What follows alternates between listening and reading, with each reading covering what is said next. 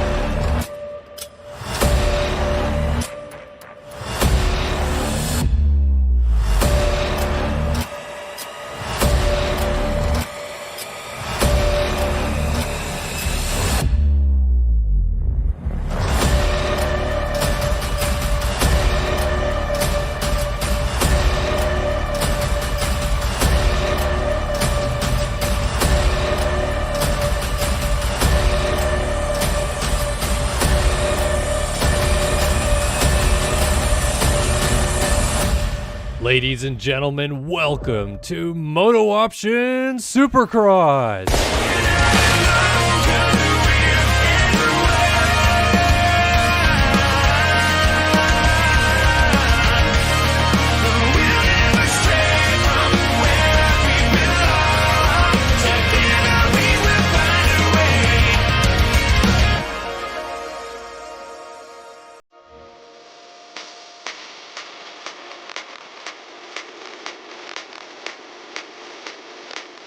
Out of Marmora, New Jersey, riding for Heckman Productions SYS Racing, number 4, Jeremy Smith.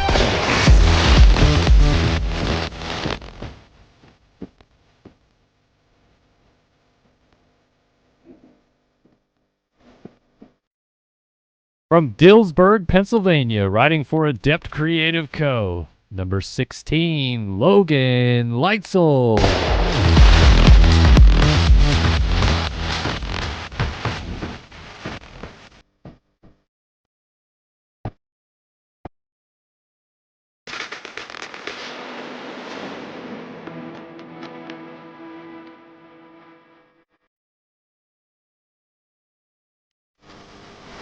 From Dallas, Texas, riding for Duncan Racing, number 28, Trevor Byrne.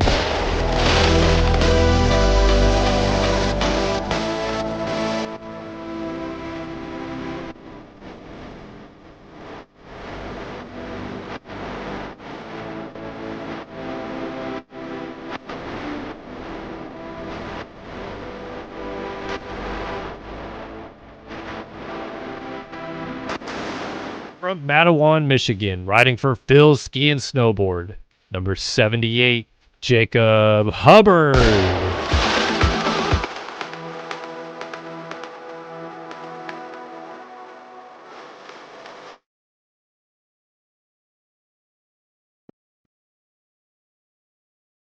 From New Jersey, riding for Underground RC, number 14, Matthias Janis.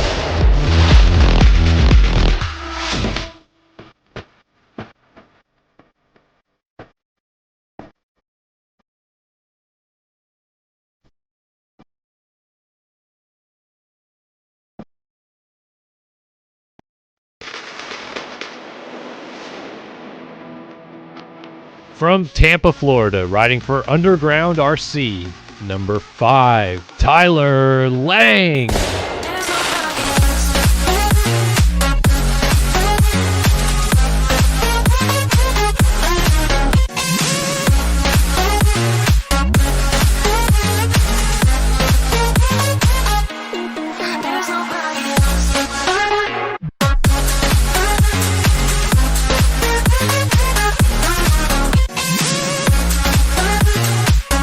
From Scottsdale, Arizona, riding for Panini Motorsports, number 51, Payson Johnson.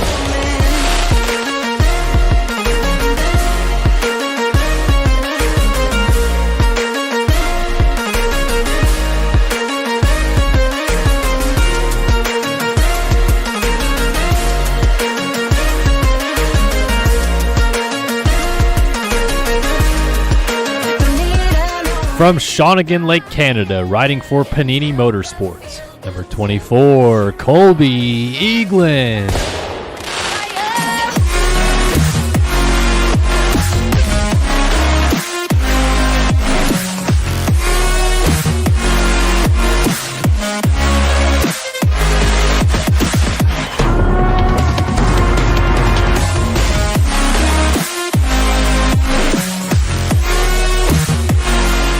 From France, riding for Safe Moon, 2018 Supercross champion, number 7, Alexis Leclerc.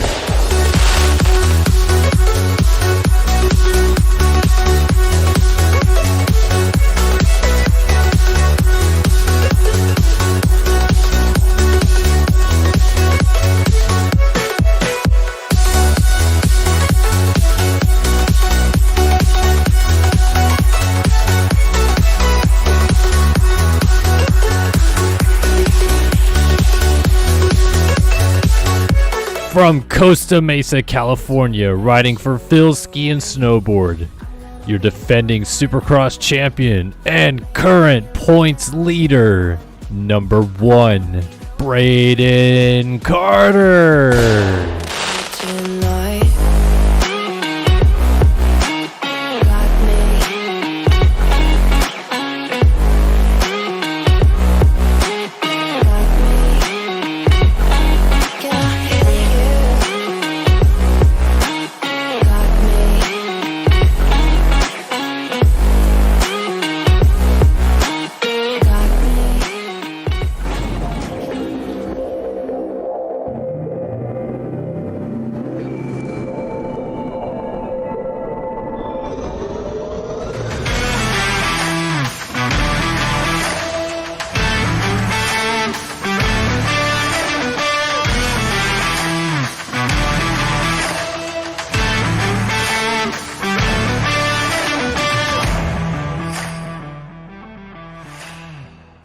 Yeah, ladies and gentlemen, boys and girls, welcome in. It's round 13 of the 2022 MotoOption Supercross Series live here on Start Your Systems.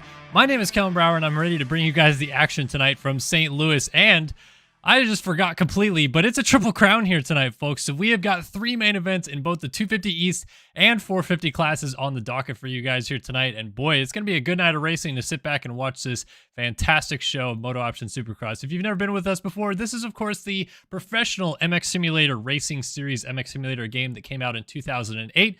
We've been at it for a long time racing this series and now getting into the nitty-gritty of this championship. Boy, it's been a lot of fun through the first 12 rounds of this series so far. And now we have a new points leader this week after a win last week at the made-up Detroit Supercross. Braden Carter has now pulled out to a 9-point advantage over Alexis Leclerc in this championship. So it's going to be kind of interesting to see what this shift means for this championship, whether or not Carter will take off from here and start running away with this championship a little bit. Maybe Leclerc can fight back this weekend, or perhaps someone like Colby Eagland or Payson Johnson, who have been knocking on the door of opportunity here these past few weeks, can also break through and get a race victory. So we got a lot to talk about here tonight, but as mentioned, it is a Triple Crown event. So we're going to start off by talking first off about the qualifying times here tonight and what exactly that means for the night show coming up a little bit later on. So we'll jump back in here to take a look at our qualifying times. Payson Johnson at a 53.179 has gone fastest over Braden Carter at a 53.859. So there you have it, about 7/10 in it between Johnson and Carter out front. Logan Leitzel also right there in the mix at a 53.9. Colby Eagland also at a 53.9 actually ties Leitzel's time. And then the German, Nick Sellen there on a 54.257. Interesting of note, though, Alexis Leclerc, normally one of the fastest qualifiers every week, goes 54.3 here tonight. Over a second down on Johnson's time, but he is still about 6/10 off of Carter. Going to be pretty close between those guys to see how it all shakes down a little bit later on once the racing starts. Of course, the cutoff time for the Triple Crown here tonight would be this rider right down here, Seth Shirley, on a 55.117. Looks like I absolutely just clicked on his profile, but that would be your cutoff in P18. Everybody on back of here is going to be going to a last chance qualifier, which we'll see coming up here in just a few moments. But if we jump over to this 250 East division, take a look at the times here. Johnny Padani comes in as your fastest qualifier at a 55.390. Tyron Tomich, he's also right there as well. Bryce Whelan, Rogan McIntosh, and Lane Wofford inside the top 5. Again, our cutoff time down here will be P18. Carson West, the winner last time out in Detroit. First time in his career he was able to get a main event victory, and he is just going to be able to squeak in into these main events here tonight, but without having to go through the last chance qualifiers. So good for him. And yeah, we're going to have these LCQs coming up shortly. Again, standings-wise, I got to take a look at this, and I apologize. It's an 11-point gap, actually, between Carter and Leclerc. Carter now on 264, Leclerc on 253, and Eagland sitting a distant 30 points back now. Payson Johnson 46 down. They're really kind of losing touch with this championship fight, of course. And then Tyler Lang, who missed the main event last week, losing a lot of points as well. He had won a couple main events leading into missing the main last week, and now sits 74 points down. So the top 5 definitely starting to separate a little bit, but it's still kind of between Carter and Leclerc at the top of this point standings to see how it's going to shake out between them two. Of course, if we look at the 250 East Supercross standings, Tyron Tomich is in a very, very strong position here through the first 5 rounds of this championship to this point, with a 26-point lead on Bryce Whelan, Lane Wofford, Tanner Rogers, and Ethan Gurst. They're all still pretty close right in there. You have to go all the way down to a tie for 6th place between John Heilman and Cade Matherly to find 2 race distances behind your race or your championship leader Tomic, but Whelan 1 full race distance down there with 26-point gap. So Tomic will leave here as the championship leader tonight, no matter what. But whether or not he can extend or maybe he'll lose some of that championship lead, we'll have to keep an eye on it as it continues to go on. So we're going to jump back in the server here and get things ready to go. I'm actually not in the server right now, so I'm going to need to do that real quick. But yeah, we're going to have the qualifying races come up first.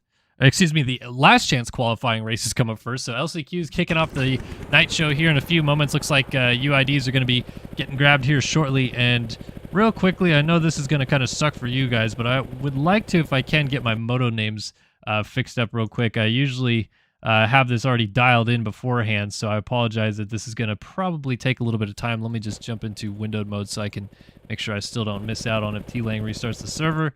But let's get our moto names dialed in a little bit here. Go down the order. So 250 Heat 1 is now, of course, 250 LCQ tonight. So we'll rename that and drag this over. You're just seeing behind the scenes of how everything works here. 250 Heat 2 is going to be the 450 LCQ. And we'll drag that over. And then 450 Heat 1, of course, will be the 250 main 1. Now, and that fits in there nicely. 250 Heat 2, or 450 Heat 2 will be actually 450 main 1. Peek behind the curtain here. Fantastic stuff that you're getting to witness here. So normally the 250 LCQs would be here, but they're going to be 250 main 2 tonight. And I'm going to need to see that because that's way too far stretched out. So we'll clean that up a little bit. And 450 LCQ would now be 450 main 2. Again, clean that up. And lastly, our 2 normal main events are actually 250 main 3 and 450 main 3. Triple crowns sneaking up on us here. Apologies for this slight mishap on my part. That's just me not really paying attention to what was going to happen here tonight. But of course, 250 LCQ will be up first. Jump back in the server and make sure we haven't missed out on anything. I think they're just working on grabbing UIDs right now, so we'll get going there in just a second. All right, how's everything going in chat? Let's jump back in the intermission screen here and hang out with the chat for a moment. What is going on? We got a couple people saying that is wrong. Yeah, I might not have had it fully updated by that point in time with the times through that point, because I had just refreshed before the hour was up, so most people will get those last times in right at the end.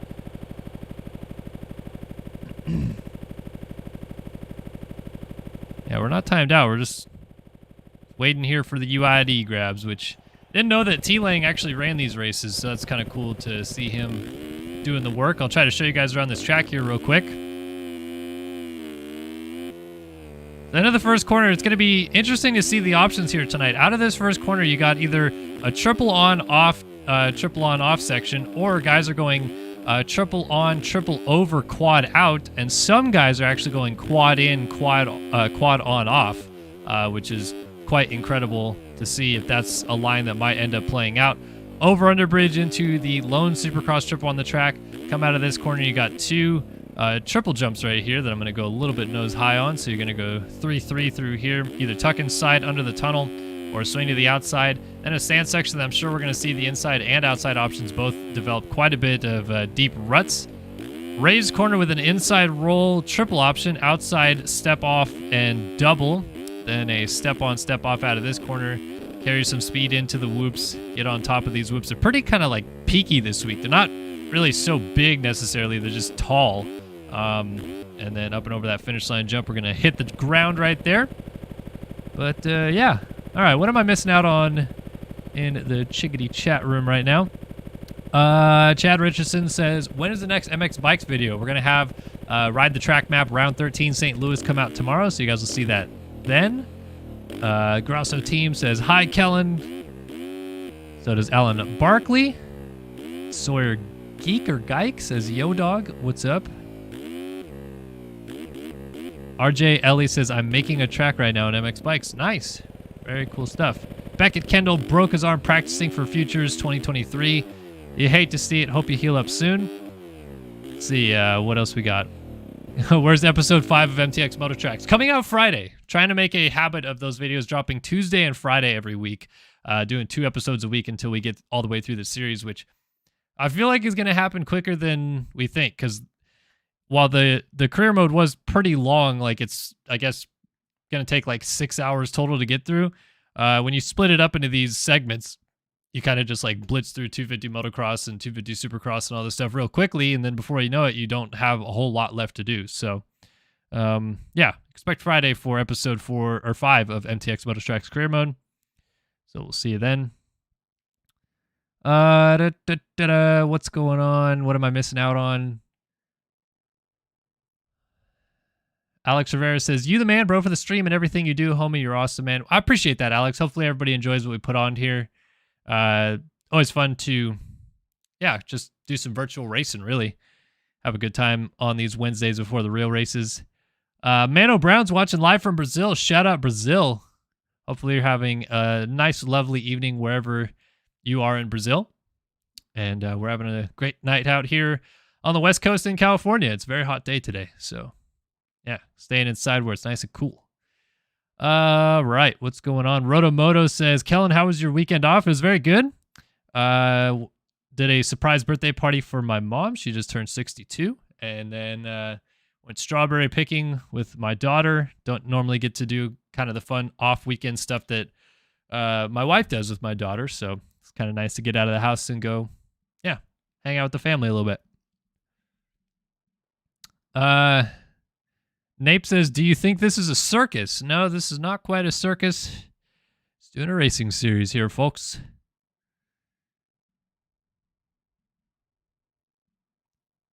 Oof, Crossweeze, also known as Zoa Cross, says he's out for the rest of the season getting back surgery next weekend.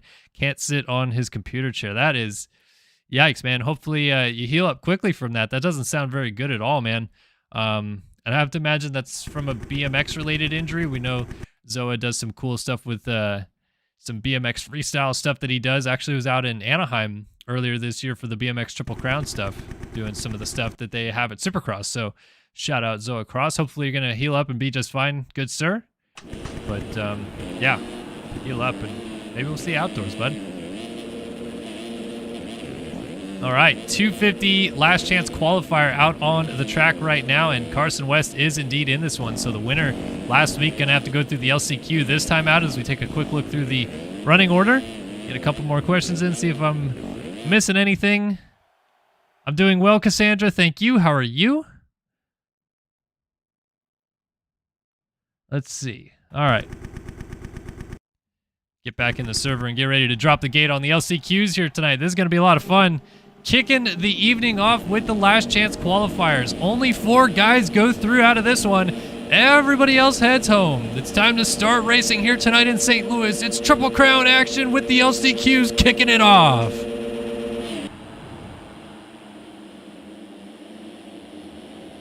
Oh, the 40 of Brett Power is going to get to the corner first. He'll hold the inside, and Donut MX rips the whole shot. Tripling over top of him and going into the race lead as Powers goes down is Carson West, your winner last week in Detroit. Off to a good start here in this LCQ, trying to get a little bit of a gap established on the rest of the field. So it's going to be West leading us over the Supercross triple first time through, with Devin Davis and Austin Bear moving into second and third place. Samuel Renard side by side to the outside there with Jake Fisher. Fisher gets a little love tap from behind by Dylan Love on the 174 machine back there as Chase Blakely on the 21 comes up short, then runs the 159 machine, I believe that is, of Timmy Briscoe a little bit high. Might be the 156 actually now that I see it.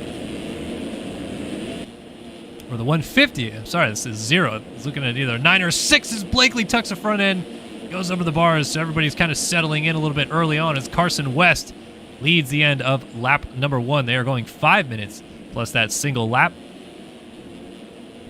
And everybody else going home that is outside of the top 4 after 5 minutes and a lap is done. So Nice start here for Carson West. Austin Bear settling into second place on his Adept Creative Co. number 70 Yamaha.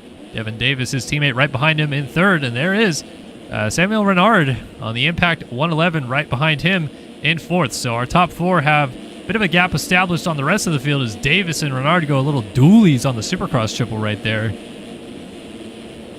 can see in the background, though, those guys are lurking back there just in case these guys get together. Is 3 or 4 riders landing off that triple section in sequence coming into this corner. It's Jake Fisher to the outside with Timmy Briscoe right there as well on the 150. Luke Fauser on the 462. Limited decal Husqvarna's right there. Tristan Powell. Will Clark also right in the mix. So everybody back here not in a transfer spot, but hoping things get a little bit riley up front and allow them an opportunity to close in on those final transfer spot battles. In fact, we may have had a change. Did somebody go down? Well, Brett Powers and, yeah, we did see someone go down. Austin Bear has slipped from second back to behind Chase Blakely here, which is, I think, 14th place now. So, or 15th even, yeah. Wow.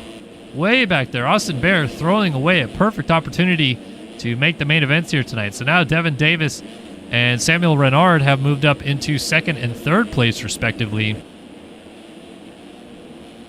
Oh, Davis into the tough blocks a little bit right there. And Renard gets into his back tire and tucks the front end, goes down. Going to lose a position, and maybe 2 is around the outside comes Timmy Briscoe into the final transfer spot. Devin Davis took a little bit to get going, and here's what I was talking about. These guys lurking back here, hoping things might kick off a little bit, as Briscoe to the inside plows into Jake Fisher, which was not even for a transfer spot. So not sure where Timmy Briscoe thought he was going, but he just cost himself, at the moment, didn't actually cost himself a transfer spot, is now going down again. Samuel Renard hitting the deck. Briscoe into third place as Devin Davis scoots away in second. Interesting tactic there by Briscoe to put him and Jake Fisher on the ground, which wouldn't have worked out too well had they both actually fallen off the bike, but at least for right now, Briscoe and Fisher both on 2 wheels and both in transfer position. So Fisher settles back into fourth place. He's being pressured by Tristan Powell on this SwapMotoLive.com number 139 machine. We'll see if Powell can close this gap down, maybe put a little bit of pressure on Jake Fisher as they enter the whoops. Fisher getting over those whoops very nicely, but a couple hops at the end. I think that's kind of the norm for everybody right now. Everybody hopping just a little bit through those whoops, because they're big. They're a little bit spread out as Fisher tucks the front end into the first turn, and Tristan Powell slides through into the final transfer spot. So now it's up to Fisher to try to respond, and Powell trying to hold steady is into and out of the outside of the stadium goes Jake Fisher, now under attack from Luke Fauser. Fauser was so close to making the main event in Detroit last week, but just a couple things went awry, and eventually he was headed to the last chance qualifier, which did not go his way whatsoever. So now putting some pressure on Jake Fisher, maybe trying to close the gap down to Tristan Powell. Let's see where we're at. So Carson West just crossed the line again. We only have about 3 seconds left on the clock as Devin Davis gets put on the ground by a lapped rider who was down in the whoops. Oh, and everybody's trying to skirt around that lapped rider. We got some guys hung up in the corner here. Davis absolutely lays into, who was that in the corner right there? That's Tristan Powell. So Davis gets up, puts he and Tristan Powell both on the ground. Davis goes from being in a transfer spot, and now a triple fall off for Davis as he immediately rage quits. Oh, unfortunate turn of events. I'm not sure who that lapped rider was, but things have gone very bad for Devin Davis here. So West continues to lead. He'll get the white flag this time by as time has expired. Timmy Briscoe into second. Fisher now in third, and Luke Fauser trying to make his first career main event right now in fourth place. Gotta hold steady here.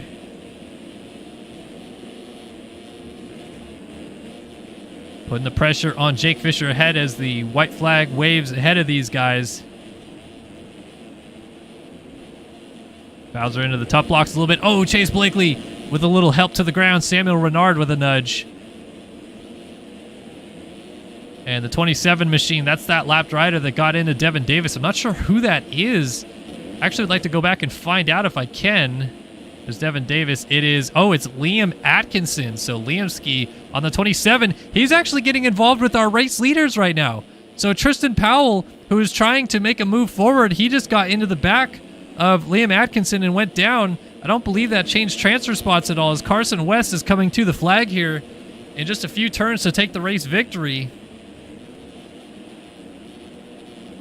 So West on the on-offs into the whoops is going to bring it home in this last chance qualifier. And Carson West goes to the main event out of the LCQ. So 2 race victories in a row for West, but the main event in Detroit followed up by the LCQ win here is not necessarily his ideal scenario.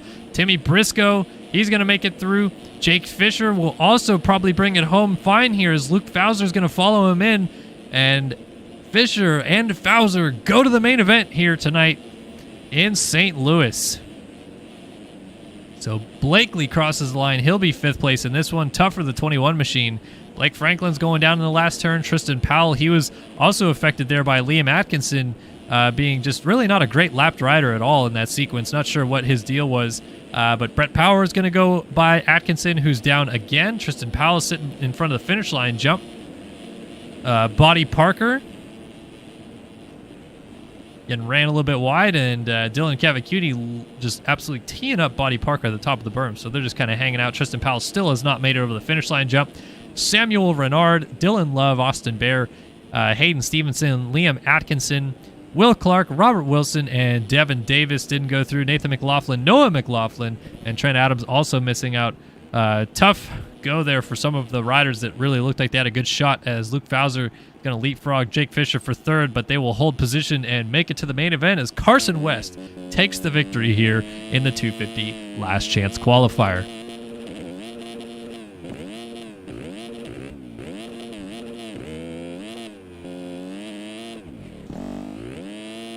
Well, things are already kicking off a little bit here tonight in St. Louis, and we are ready to go racing again in the last chance qualifier for the 450 class coming up.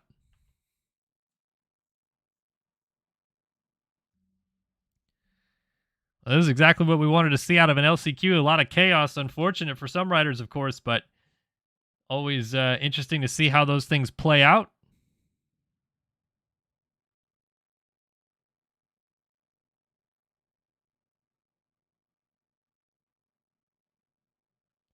And now we're going to see whether or not the 450 class will have a similar situation. I'm sure we're going to see some big names lining up in this 450 LCQ. Definitely noticed that Jeremy Smith was outside of qualifying when we last checked. He may have just squeaked in. But of course, Jeremy Smith, one of our regulars in this 450 class, top 10 rider on a frequent basis. And your 250 West points leader, Casey Cochran, also appeared to have been outside of the top 18 in qualifying in this 450 division. So he might end up in this LCQ as well. We'll see what happens here in just a moment. Are you going to do an Anaheim live? What does that mean? Not too sure.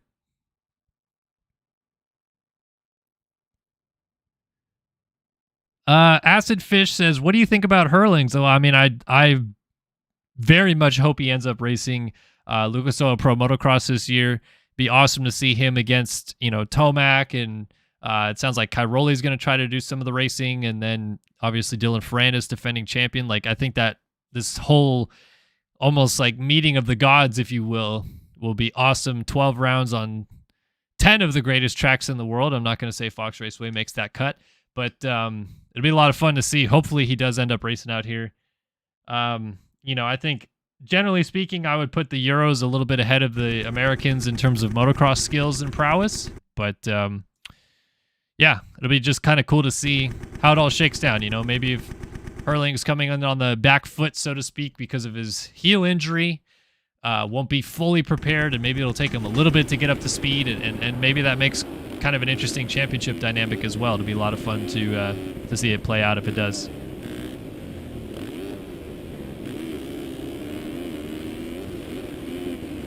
All right, Kevin Frazaka, Casey Cochran is here as well tonight under the tunnel jump.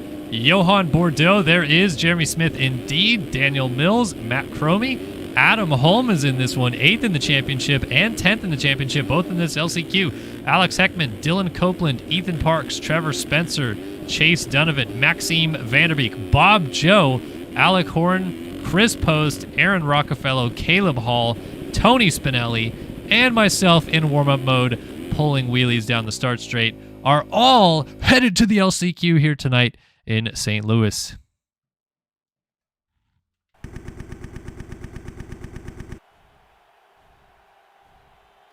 I feel like Adam Holm might be a good person to watch down the inside of this start here in the 450 last chance qualifier.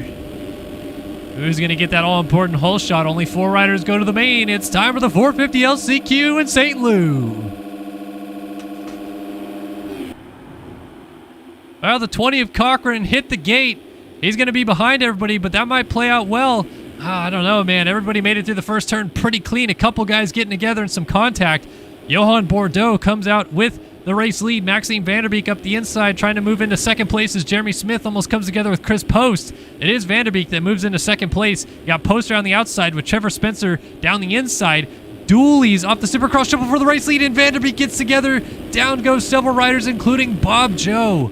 Oh, tough break for a lot of guys in that mix, but getting away mostly scot-free has been Johan Bordeaux and Chris Post, 1-2 out front. Alec Horn moves into third place with Copeland, rounding out our early transfer spots.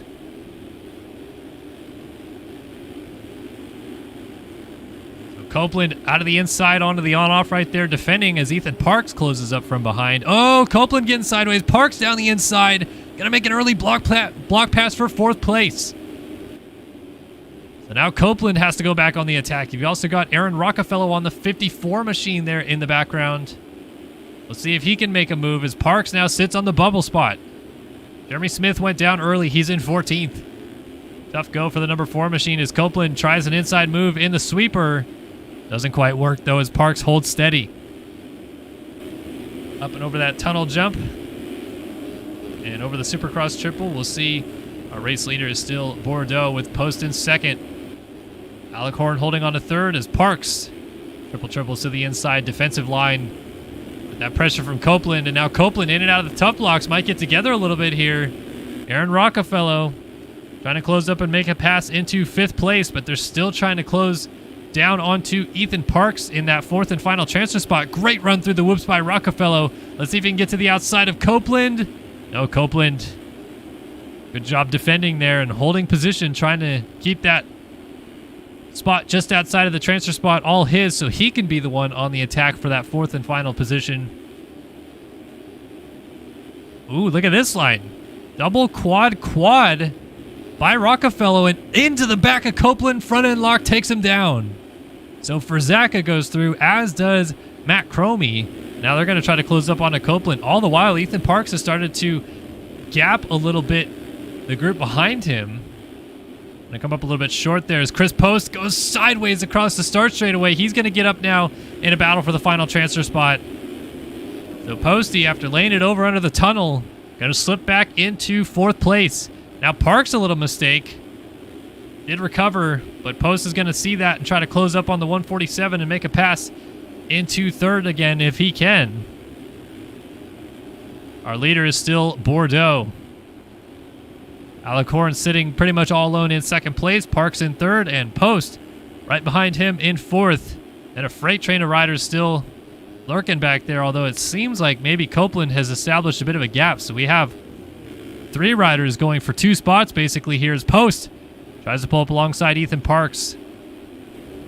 Parks lays it over on the tunnel jump and again on the triple, trying to remain defensive down the inside into this bull berm. And again, tripling to the inside into the tunnel, but he makes a little mistake and Post swoops around the outside to get back into 3rd place. So that puts Parks back on the bubble position. Here comes Dylan Copeland. And the 63 machine makes something happen. Post got a little kick out sideways onto the on-off, and Parks is actually going to get a good drive in the whoops. Post lays it down, and Copeland down at the exit of the whoops. Going to lose touch with those guys. So will he lose a position as well? Yeah, Cochran goes by. And is that Trevor Spencer? No, it's Charles Gable, excuse me. It also went through, so Copeland Drops from 5th to 7th now. But really, it's about these guys and just trying to keep it on 2 wheels. Oh, post. Landing a little bit nose high off the tunnel jump. And really, these two are safe as they run, so they just got to take it easy, not do something stupid as Post. Trying to find a way around Parks, swoops into the sand to take 3rd place back away. Parks continually getting that corner wrong into the tunnel. Really starting to hurt him. So Bordeaux out front is going to check in onto lap number 6 with about 16 seconds remaining on the clock. So 2 laps to go, and he's actually been caught a little bit here. Alec Horn, MotoAction Suzuki rider, closing up. And the 59 machine doing a nice job to get a little bit closer. That looked like it might have been Parks picking it up, but it's actually his teammate, Alex Heckman.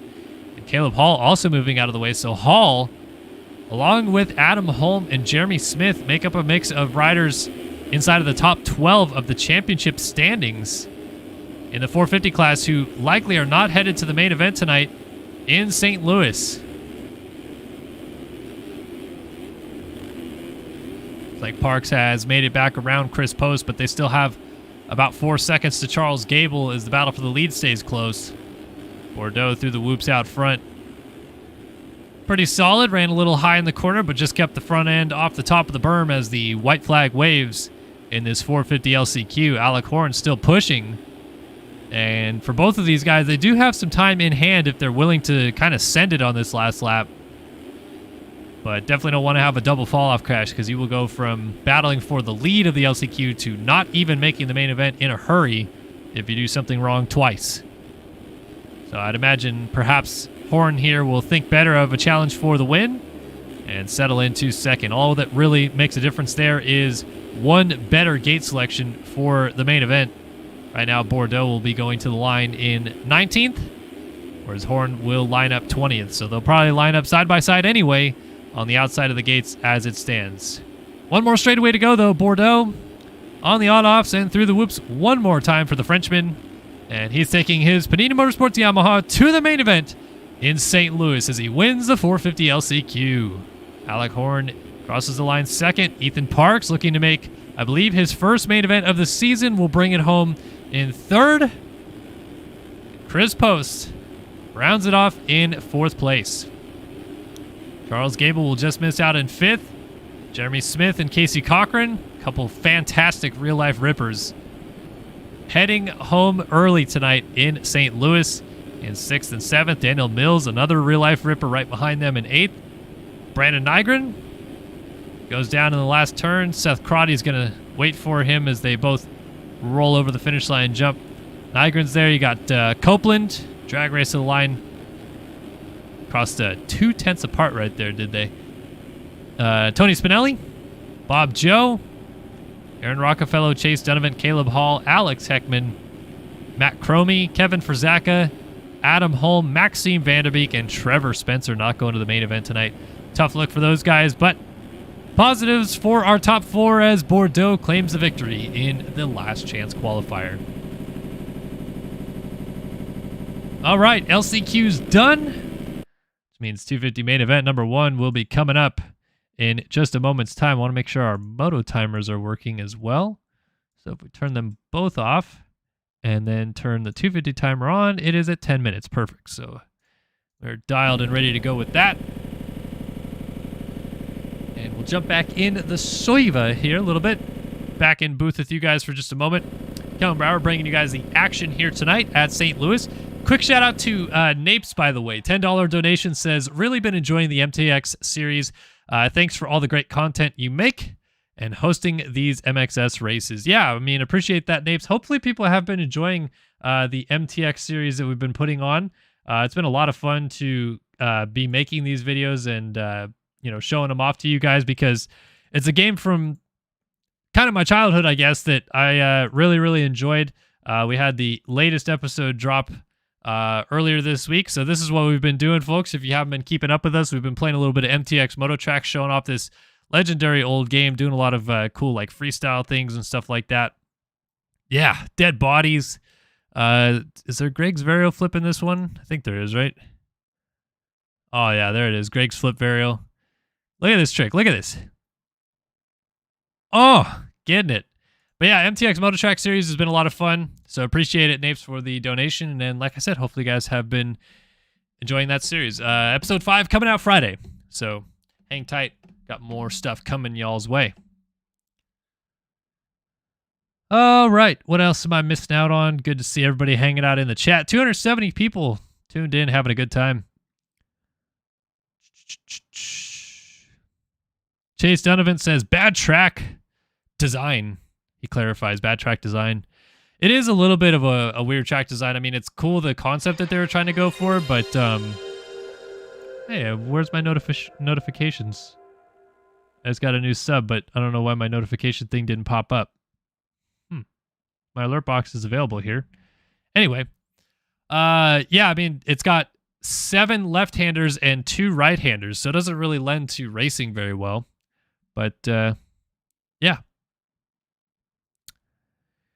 Brandon Dvorak says, are you going to any nationals this summer? If you are, come to Millville. I'm pretty sure I'm going to quite a few of them. I'm not going to Hangtown or Thunder Valley, but I'll definitely be at both Fox Raceways, obviously, because they're pretty close to where I live. I went to Millville, Redbud, Washougal, all those last year, so I think I'll probably make it back to at least all of those again. I'd like to go to a couple more East Coast rounds, like maybe Budds Creek or Southwick or something as well, but all that will be decided upon later, but I think you could definitely expect to see me at Millville.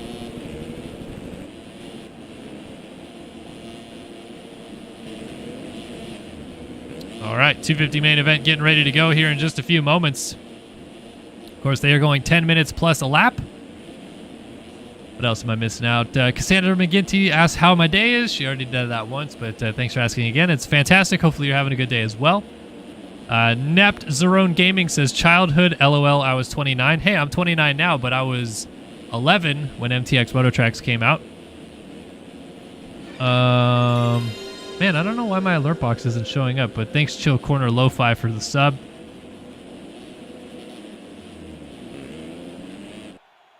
Yeah.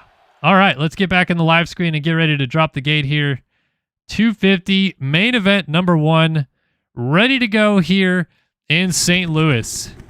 Yes, I will be at St. Louis or Salt Lake City for the final Supercross of the year, so you guys can see me there as well. All right, folks, gonna be a lot of fun math to try to figure out what is going to happen here tonight in St. Louis, but it all kicks off with a 10-minute plus 1 lap race. Main event 1 in the 250 class now. I watched Bryce Whelan up the inside for a reason. He has always been great at starts, and he's going to get the RaceFactorGaming.com whole shot in the first main event of the night. Everybody stacked up on the tabletop behind him, except Tyron Tomic, who looks like he's able to come through in second alongside Braden Tharp. So a bit of a gap established already for our race leader, but Tomic in a great position early on. Let's see if he can keep in this lead pack and not crash away this position early on, which was one of his kryptonites last week in Detroit.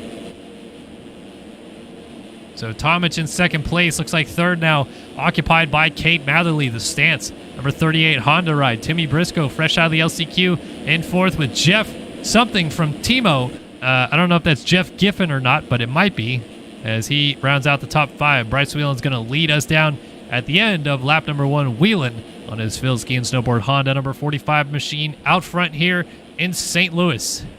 Timing at the top right-hand corner of your screen ticking down. You'll get an indication of how much time is left in this race as the main events go by. And Whelan looking strong already. It's kind of a patented Whelan technique. He always gets great starts. So it's pretty common to see him whole shot races, and in this case, whole shotting the first main event of 3 in this Triple Crown.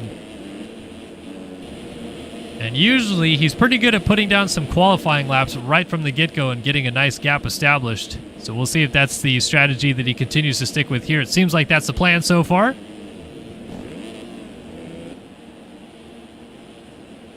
So Whelan, now Matherly has moved into second place. Brett Thomas into third.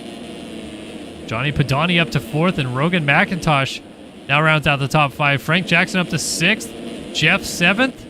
Aiden Speck 8th. Wofford 9th. Zollers 10th. Tharp and Holmes battling for 11th. But Tomic now coming through in 13th. So our championship leader, bit of a rough go for the 42 machine. Let's get an on-board look at what Tomic is dealing with down in 12th.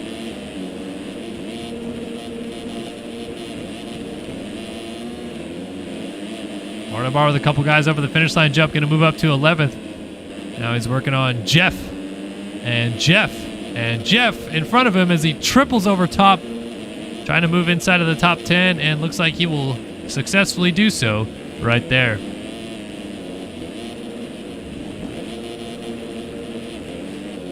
Scrubbing the over-under. Another rider shorting the triple jump right there. Might have been Talon Zollers, perhaps. Didn't quite get a look at the number. Tough to see as Tomic now slides into 8th position. So good damage control so far for the Aussie. Right behind the 481 here.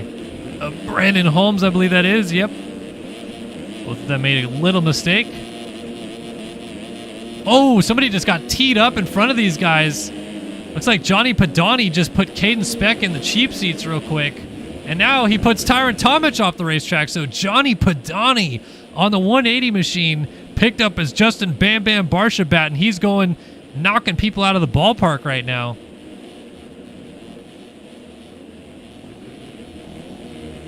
So he's going to maintain a position here in, I believe this is 5th position now, right behind Brett Thomas. Brandon Holmes was able to squeak by.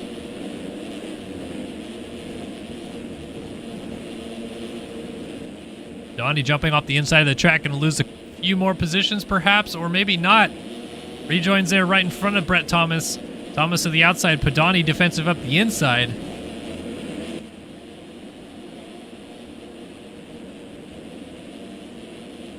You can see this little freight train established right here as Whelan has got his lead out to 11.1 seconds over Cade Matherly as Talon Zollers on the 182 machine hits the ground. Around the outside then goes Tomic and Timmy Briscoe. Brett Thomas has Johnny Padani just in front of him. Brandon Holmes ahead of Padani. Frank Jackson, Cade Matherly, Bryce Whelan still our top 3 as Whelan closing up on the 5-minute mark, also known as the halfway mark of this first 250 main event.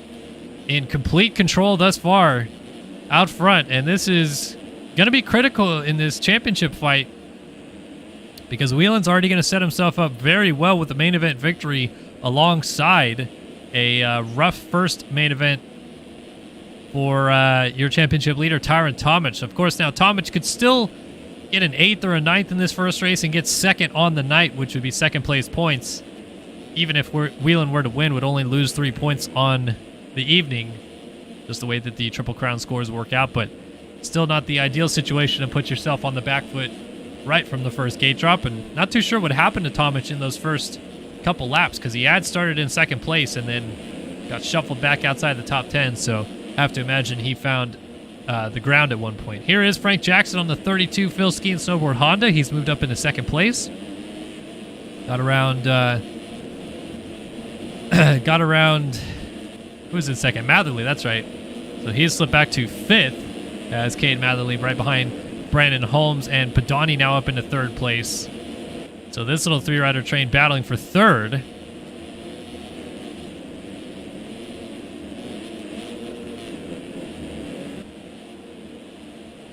See 3 riders on our screen there, Padani, Holmes, and Matherly, but Holmes a little mistake, so Matherly going to shoot back through into 4th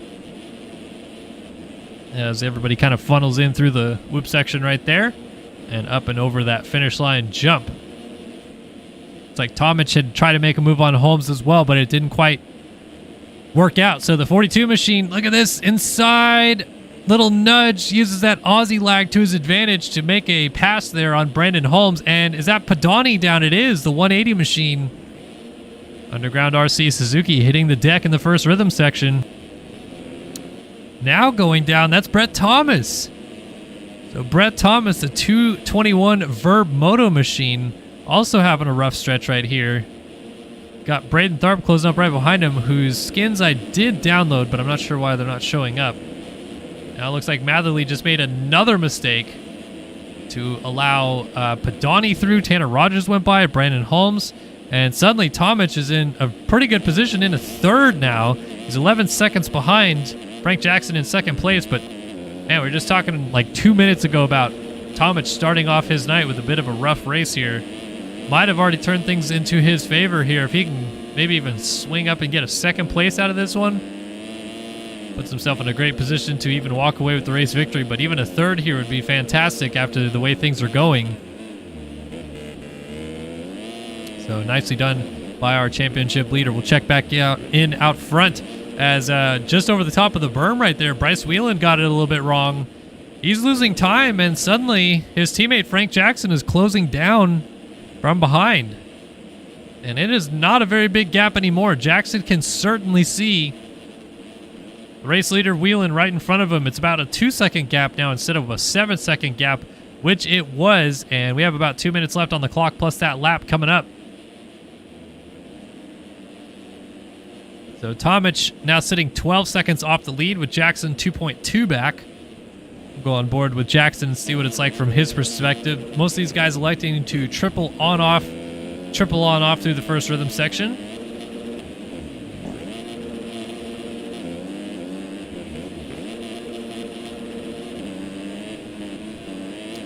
Let's see if Jackson has anything speed-wise here for our race leader. Or is this a situation where Whelan just made a couple small mistakes and really has the speed in hand to pull back away from Jackson? Kind of looking like that might be the case. Jackson has slowly dropped about a second off of his pace and then just got the on-off wrong right there. So it's going to be about 2 seconds this lap alone that he lost. We'll get a time update right here, 58.5 to a 56.2. There you go, 2.3 seconds gained in a single lap right there by Whelan out front, really putting himself in a great position to try to win this first main event of the evening.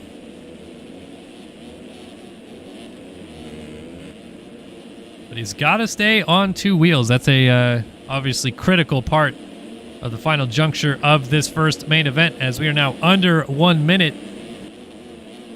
Tyron Tomic still trying to put a charge on here from third place. Our championship leader now just going over the tunnel jump as Whelan goes underneath it, the opposite direction. 5.5 second gap now over Frank Jackson, but Tomic has kind of matched pace a little bit here, so it's down to about a 7-second deficit to the rider ahead of him for Tomic when it was about 10 seconds not too long ago. So we're at the point now where if Jackson makes even one kind of minute bobble, that Tomic will be in an opportunity to close this gap down, maybe steal second place away right at the end here. 56.5 to a 58.2, so similar story to Whelan out front in the time gained over Frank Jackson. Not sure if Jackson's just struggling a little bit with the changing conditions of the track, or not quite in a groove at the moment, because he's certainly a little bit better than what he's showing at the current pace that he's putting down. But time has now expired, so the white flag will come out this time by for Bryce Whelan out front. Got the inside rut in that sand section, huge for these guys. Nobody really electing to go inside in the raised corner either, so it's pretty one-lined at this point after 10 minutes of racing in the 250 class here at St. Louis. All right, white flag in the air. 1 lap to go for your race leader, Bryce Whelan, trying to pick up the victory here in the first main event of the evening. Still 5 more main events to run after this, folks, so please do not go anywhere. A lot of good racing still to be had here in MotoOption Supercross Round 13 from St. Louis, the final round of the Triple Crown. Bryce Whelan entering tonight's action 26 points down of Tyron Tomic. And at the moment, not going to be gaining really anything other than great positioning into the second main event. Of course, points in these Triple Crowns are paid out based on an overall score at the end of the night, so we'll run 3 main events, tally up, and then, of course, the lowest score will win those 26 points that are normally given to a main event winner. So Whelan, at least at the moment, putting himself in a great position to try to claim it all here tonight. Oh, but into some lap traffic in the final corner. Doesn't matter. Bryce Whelan takes main event number 1 here in St. Louis. Frank Jackson will hold on for second place, make it a Phil's 1-2. Tomic rounding out the podium in third. Tanner Rogers just getting passed by Padani into the last turn. And Padani will hold on for fourth. Rogers in fifth. McIntosh there in sixth. Remember, last time we had a Triple Crown, McIntosh won the first 2 main events before he really threw it away with a 9th in the final one. Wofford ends up in 7th. Cade Matherly will get 8th. Talon Zollers finishes up in 9th. And Brandon Holmes rounds out the top 10. Braden Tharp, John Heilman, Luke Fauser, Timmy Briscoe, Joey Van Wessel, Nick Tomasunis, Brett Thomas, Carson West, Caden Speck, Jeff. My name is Jeff. Seth Carr, Jake Fisher. That is your running order at the end of this one. Quick look at the cuts. Ooh, a lot of shifting around, actually. So Heilman drops to 13th from 12th by the looks of it. Tharp goes up to 10th, gets around Brandon Holmes. Any shifting inside of the top 10? No, the top 10 stays the exact same in the end. So Bryce Whelan taking the dub in the first race of the night. I actually got to write this down real quick unless someone can do it for me.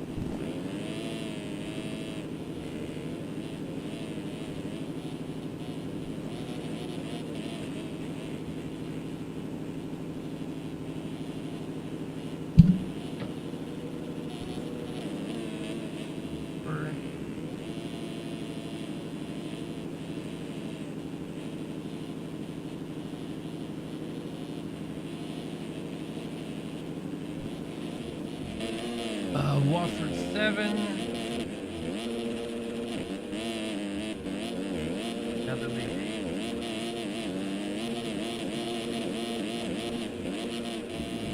Waller 9.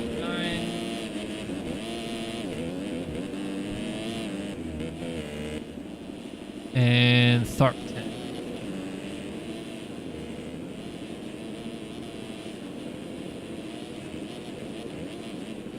Having to do math on the fly here, folks. I apologize.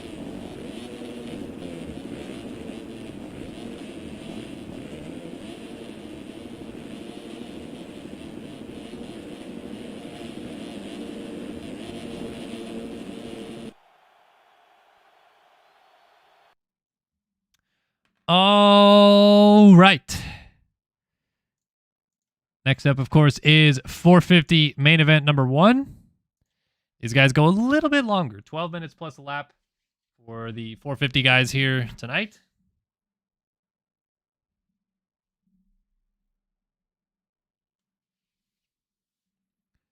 And of course, they do 3 main events at that exact distance as well. So 12 minutes plus a lap 3 times for the 450 guys, 10 minutes plus a lap 3 times for the 250 guys. Going to be fun to watch and see how it breaks down in just a moment as we get ready to drop the gate on the 13th round of MotoOption Supercross in the 450 class. Will Leclerc have a response this week? After a frustrating main event at Detroit, handed over the championship lead to Braden Carter for the first time since, I believe, the 3rd round of the series. So it's been 10 rounds that we've had Leclerc maintaining that championship lead. We'll see if he can fight back here tonight in St. Louis.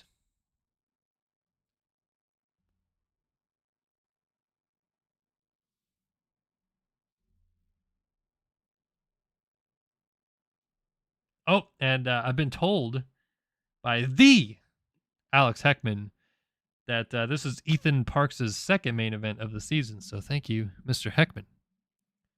Good sir.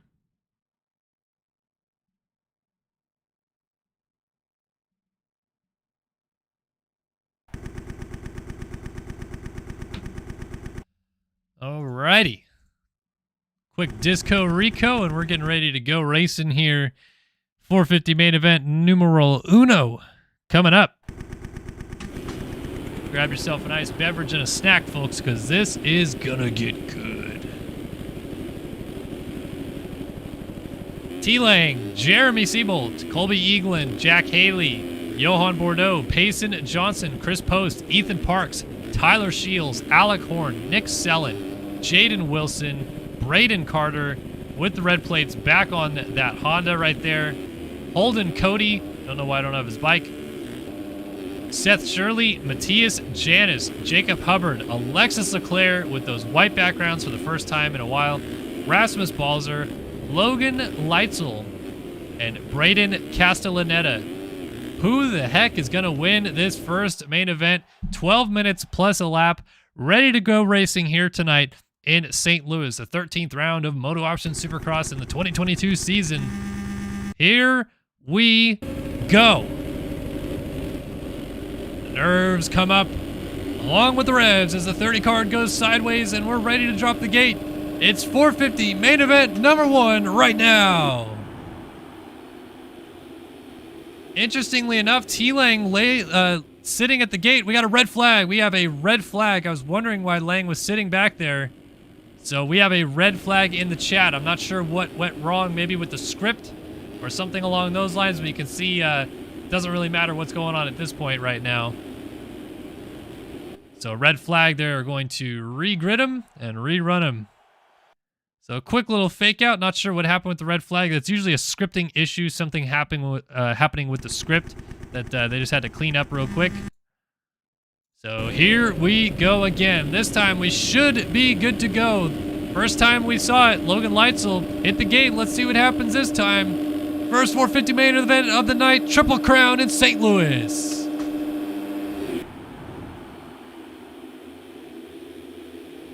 Seabolt does the same thing he did off the first start, waits for everybody to go and comes through behind. Braden Carter, RaceFactoryGaming.com Whole Shot Award. Quadding over, quadding on off is his teammate Hubbard, and I think Carter may have gotten collected in some carnage. It's Hubbard, Balzer, with Johnson and Nick Sellen side by side in third place. Dualies off the Supercross triple.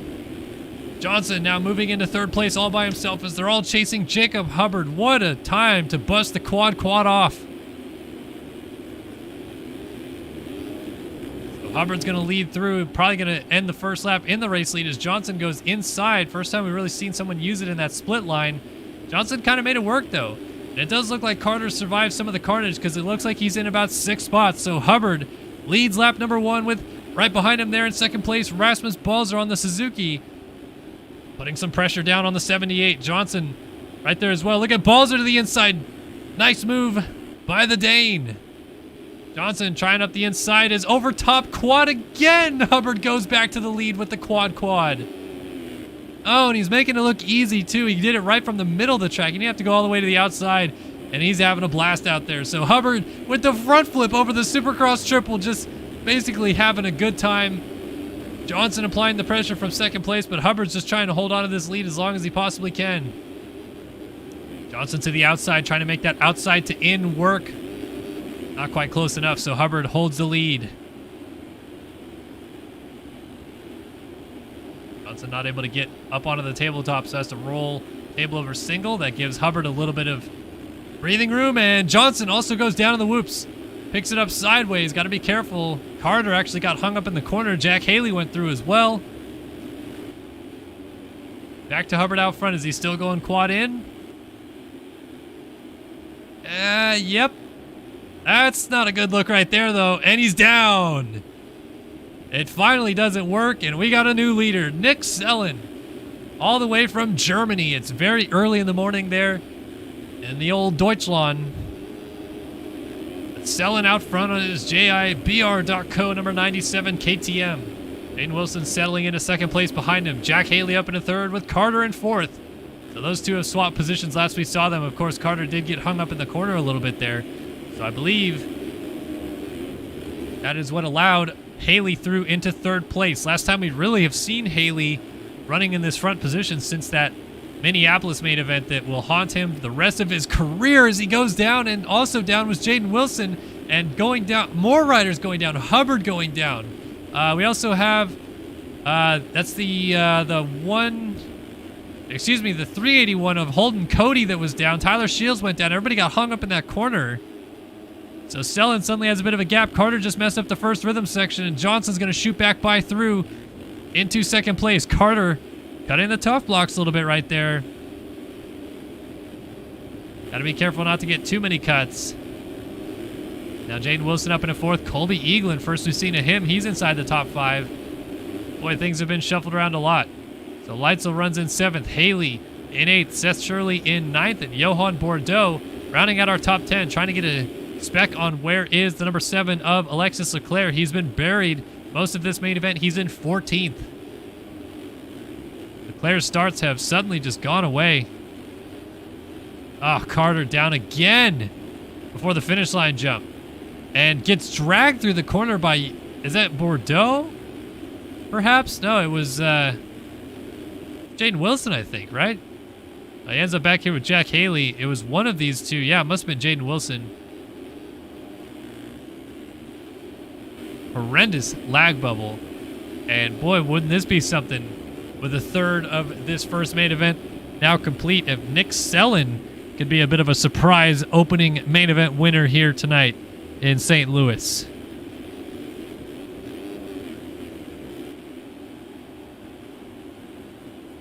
A little bit short on the double-double. Still trying to get the inside pop. Got it. No problem, really. Bouncing a bit through the whoops. Mason Johnson trying to close in. Let's get a lap time check. 53.9 to a 55.5. Payson Johnson is coming. Trying to close that gap down to Nick Sellen. What is he doing in this first rhythm section? Is he going triple on off? Let's see. Triple? Nope. Actually, I like that you can just go the triple on off line instead of the triple off. Seen a couple guys attempt the triple off quad into the corner, which I think is likely the fastest way through that first rhythm section if you can make it happen. So now down to 1.9 seconds under that 2-second mark. Johnson really putting the hammer down, trying to close up here on our race leader. Look at how fast he just got through those two sequence of corners. Almost gained a full second in those two corners alone.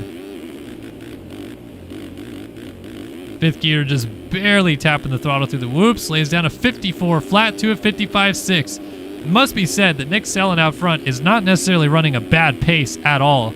It's just that Johnson's pace through these corners is really something else. And Sellen going 2.44. There is that triple on, triple off line by Johnson, but he couldn't quite get over the next single jump right there, which is a 5-foot single. It's a pretty big step off if they're able to get all the way over it.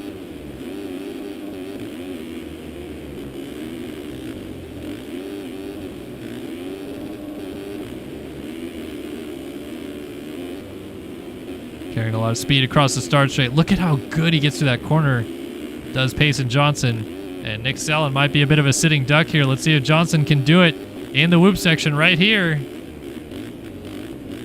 Fifth gear. Sellen kind of matches the pace. And we'll have to wait another lap to see. 54.9 to a 54.3. So Sellen upping his pace, trying to hold Johnson at bay behind him.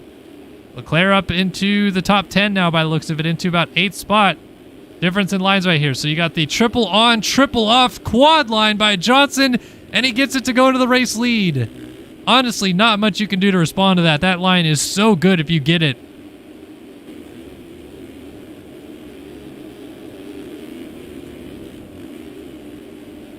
So Johnson takes over the race lead here, just past the halfway point of the first main event. Got a little under 5 minutes and a lap still to go.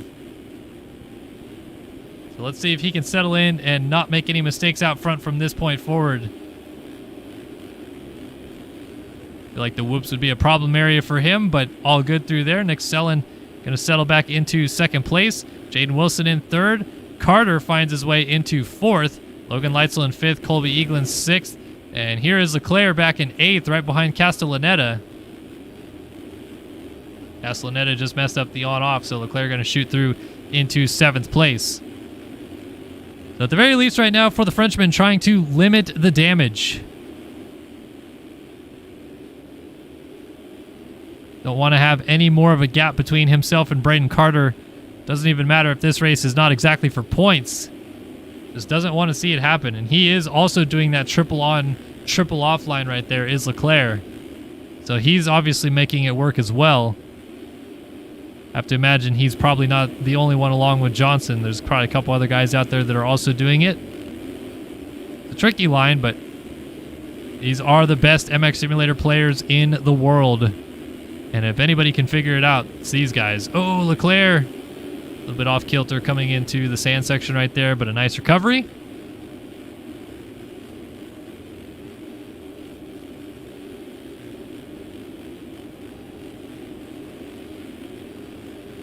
Through the whoops, Eagland over the finish line, jump. Just ahead of him is Logan Leitzel. So a bit of a gap between these two right now. So interesting to see the different line choices through the first rhythm section. You got Eagland, literally the three guys in line that we just saw right here. You had Leitzel go triple on off, triple on off. Eaglin went double quad quad. Leclerc went triple on triple off quad. So the only other line that we've really seen through there is the quad on off out of Hubbard. But I mean, there's 4 different options to that first rhythm lane. It's kind of impressive how it worked out.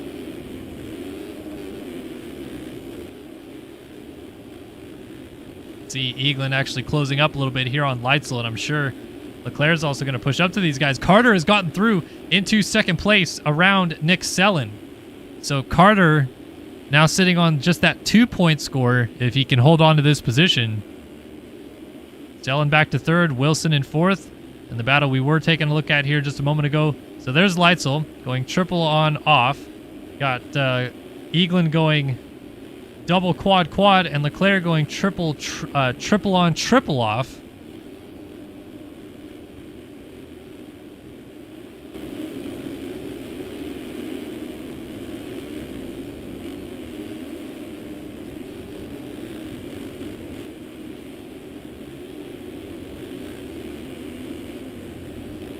Oh, who just went down right there? That was, I think that might have been Tyler Shields as a lapped rider. Eaglin really working up to Logan Leitzel here. I thought Leclerc was going to close up on these guys, but he must have made a couple mistakes. Wow, Pace and Johnson 52.8 out front. Incredible lap time right there. Sellen just got passed by Jaden Wilson, so Wilson up into third place. Here's the options again. 2, 4, 4 for these guys. And Leclerc going triple on, triple off. And then looks like triple over a single into the corner. Just kind of messed up the off there a little bit there. It's kind of settling in a little bit as Johnson goes down out front, but he's got a 17-second lead. And then Hubbard goes down behind him. Alec Horn clips these guys. Holden Cody. So Johnson's going to pick it up and likely have 3 to go. It depends on how this next lap shakes down. But Carter's going to watch this gap drop down to about 9 seconds, 10.3. And then, yeah, 10.4, just had to avoid some lap traffic. So Johnson out front just doing that triple on off line. Carter, I think, is doing the exact same. No, he's going 2, 4. And 4 as well. So, yeah, again, just a mixed bag of the line options. 10.9 second lead still for Johnson. Oh, gotta be careful, though. He's starting to make some mistakes. And it will be pretty close in the end. We got 10 seconds on the clock now to the line. So let's see. Johnson, I think he's just going to miss it this time. 5, 4, 3, 2, 1, and mark. So as he almost gets into a lapped rider, white flag is now waving. Johnson out front has 1 lap to go, and he's just got to try to survive any more misfortunes. Just going to simply triple on. Oh, triple off and quad. So, not taking it easy on this last lap. Looks like he's actually trying to lay a burner down. Is this going to be down into the 52s again?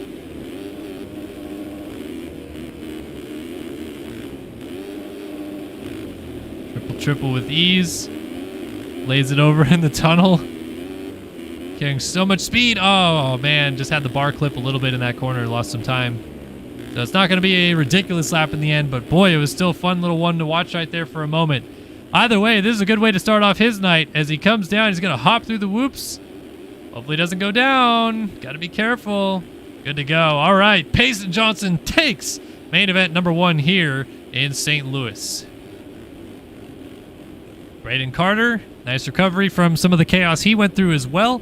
Pick up second in this main event. Jaden Wilson, like he will hold on for third. Nick Sellen has Leclerc closing up. Oh, Leclerc almost got teed up by Leitzel into the last turn.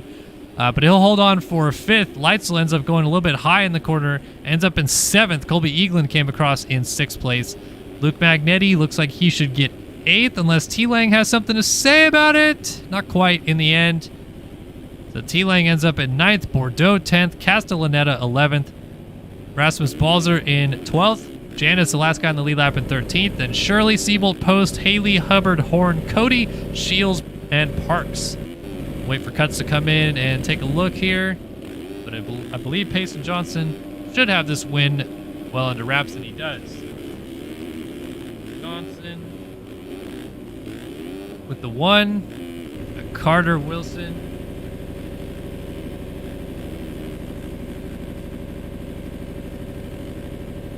Then you have Sellen and Leclerc.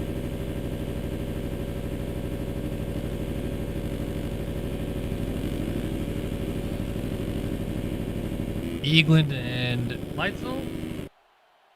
Ah.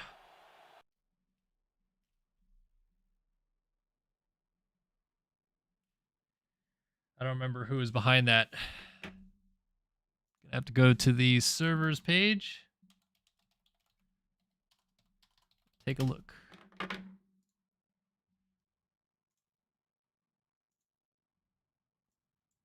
All right, here's our finishing order from just a moment ago. I still got to write this down.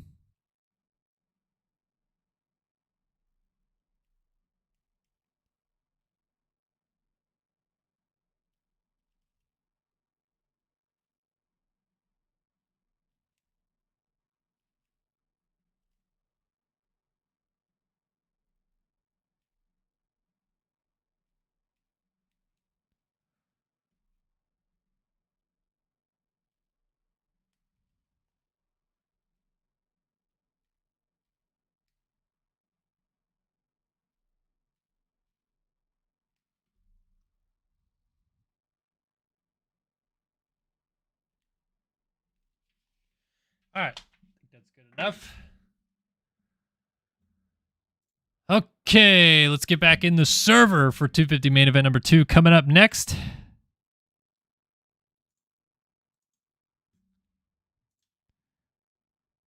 Not quite in just yet. Actually, wanted to go back here real quick.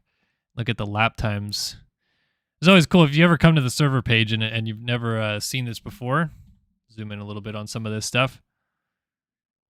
Look at this. Payson Johnson, top 4 sorted lap times: 52.8, 53.2, 53.9, 54 flat.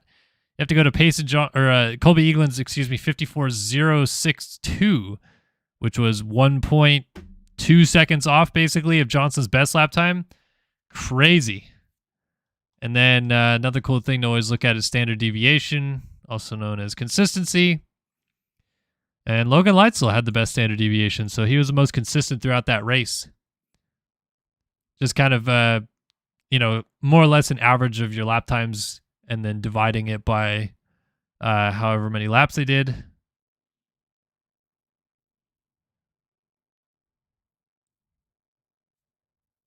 And then, of course, the play-by-play, which is just supremely long. Always fun to check out the server page. I get lost on that page sometimes.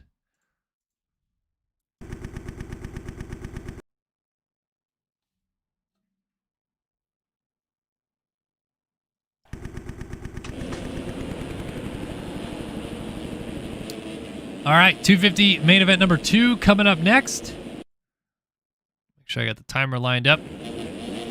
Briscoe, Padani, Zoller, Speck, Thomas-Sunis, Jackson, Rogers, Holmes, Tharp, McIntosh, Thomas, Tomich, Jeff, guessing it's Giffen, Heilman, Fauser, Carr, and the rest of them.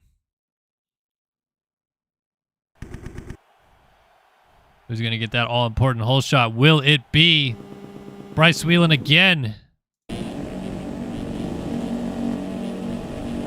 Whelan, Tomich, Padani just to the outside of Whelan off the gate.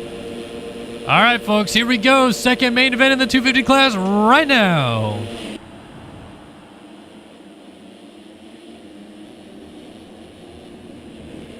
Oh, Padani and Whelan kind of coming together. It's going to be Braden Tharp picking up the RaceFactoryGaming.com Hole Shot Award. A couple guys going down in the second rhythm lane. And once again, Tomich has skirted all the chaos to come through in second place.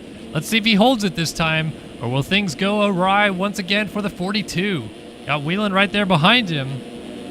Remember, it was Whelan, Jackson, Tomich top 3 last time, with Padani coming through in 4th place. Oh, and then Whelan just laid it down at the end of the rhythm section, gets plowed again, and more riders stacking up. Oh, poor Cade Matherly, kind of a sitting duck right there, ended up going down. So Tharp leading us through the whoops at the end of the first lap. And he will continue to lead the race over the finish line jump. Tomich settling into second place right here, but he does have Johnny Padani hot on his heels.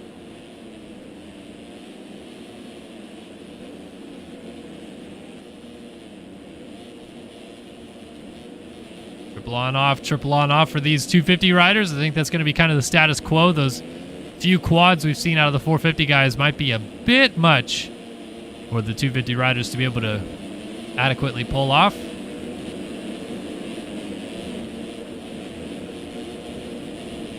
Donnie on the 180 trying to put the pressure here on Tomic. Shorts the triple into the tunnel.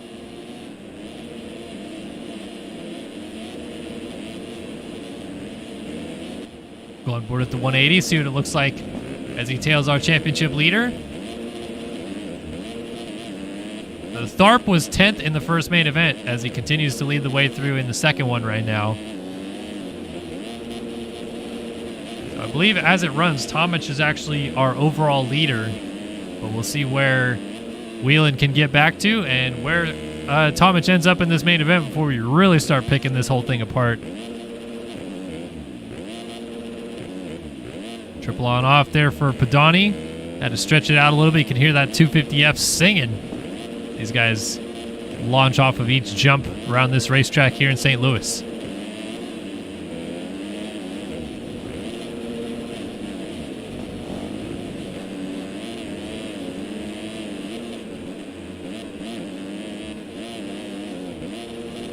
So Padani going to try to keep tabs here on Tomic as Tomic goes into the tough blocks a little bit right there.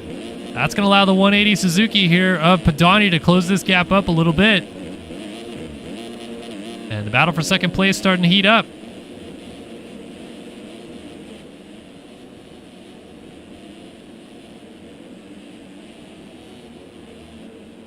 Inside line for Padani, not quite close enough. Still going to triple in though. Trying to pull up alongside. Can he get the inside line here? Not quite just yet. Now Padani, who I believe is from Ireland, is pretty much opposite of the world right now of Tomic, who is from Australia. So two guys that are very, very far apart on the world. One is racing at about 2 or 3 p.m. One is racing at about 2 or 3 a.m. And Tomic now finally skirting away a little bit from Padani. They're still chasing Braden Tharp, though. How about this for the 53 machine? And again, I apologize to him and or his team. I downloaded his skins. I very clearly remember doing it and putting them in my folder. So I'm not sure if they have something messed up or whatever, but it's just not working for whatever I put in my folder. So apologies that I don't got his skins.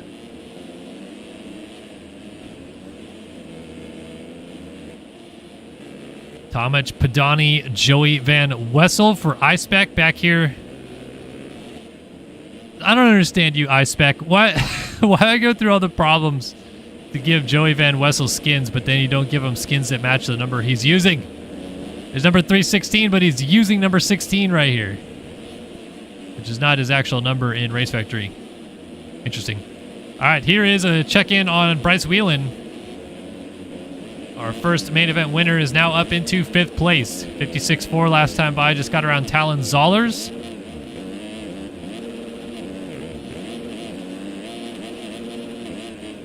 Ooh, rider down at the end of the whoops right there. That is going to be Joey Van Wessel.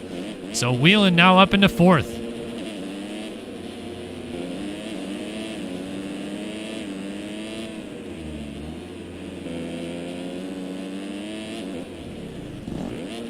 $57.2 for Whelan last time by. Our race lead is actually tightening up a little bit. Tharp starting to come under attack here from Tyron Tomic. Oh, and Tharp jumping off the track at the end of the rhythm section. That's going to be Tomic's door of opportunity wide open, and he takes it.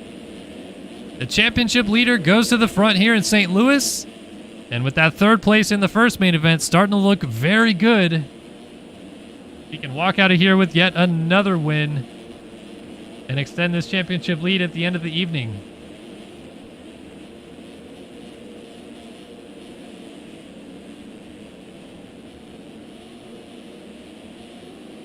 Thank you, Holtzy, by the way, for saying that Tharp is using some Panini skins. So some stuff that I don't have there. Now Padani trying to close the gap down to Tharp ahead of him for second place. Tharp a little bit short on the over-under. Gonna allow the 180 machine to Padani. Right back into the picture in this battle for second place. You can see it right there, though. Not too much of a gap established for our race leader just yet, as Tyron Tomic does not want to slip back into the clutches of these two battling it out amongst each other. 2.1 seconds is the current situation, but now Tharp got sideways at the end of the whoops, and Padani is going to skirt around the outside into second place.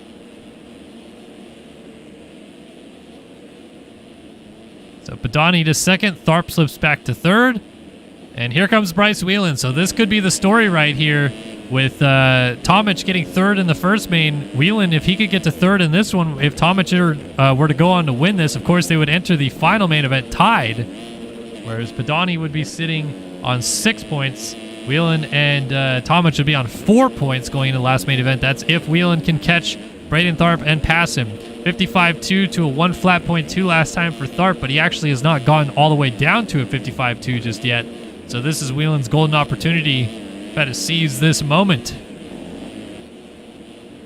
Tharp doesn't care about any of that, though. He wants to go back after Johnny Padani for second place, and I'll tell you what, he's got the 180 machine right in his line of sights right here as he bounces through the whoops a little bit right there. Both them scrubbing over the finish line jump nicely. Tomic continuing to lead the way, going down the start straight the other way. Tharp still right there, putting some pressure on Padani, who's able to go from the inside and still triple on.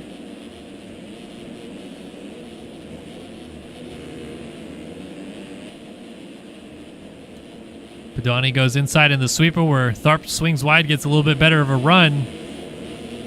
And it's close between these two. Less than half a second, so really there's nothing in it. Tharp's going to swing wide, try to get a run across the start straight here. Padani got the tunnel very nicely, though, up the inside, and the battle continues.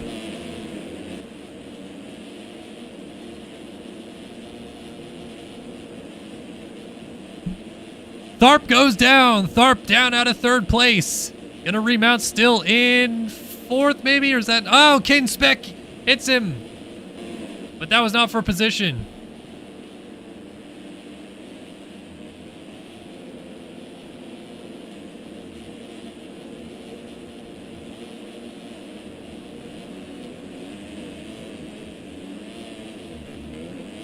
All right, so there's a little bit of chaos right there for a moment, but Tharp has slipped back into fourth place by the looks of it now.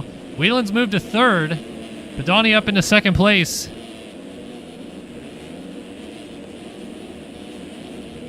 And then Whelan back here in third. So if this is where they were to finish, it would be a tie going into the final race between Whelan and Tomic. Can Whelan close the gap down and maybe even still get second place out of this thing, though? 56.3. 56.3 out of Padani, so they're matching pace, but Whelan seems like he's got a little bit more urgency in the closing stages of this one. He's got 2 laps to make it happen. 55.3 to a 57.1, almost 2 seconds gained that last time by, and wouldn't you know it, gap is at 2.5 seconds, so Whelan feeling fresh right now, might have an opportunity to get up into this second position before this one's done.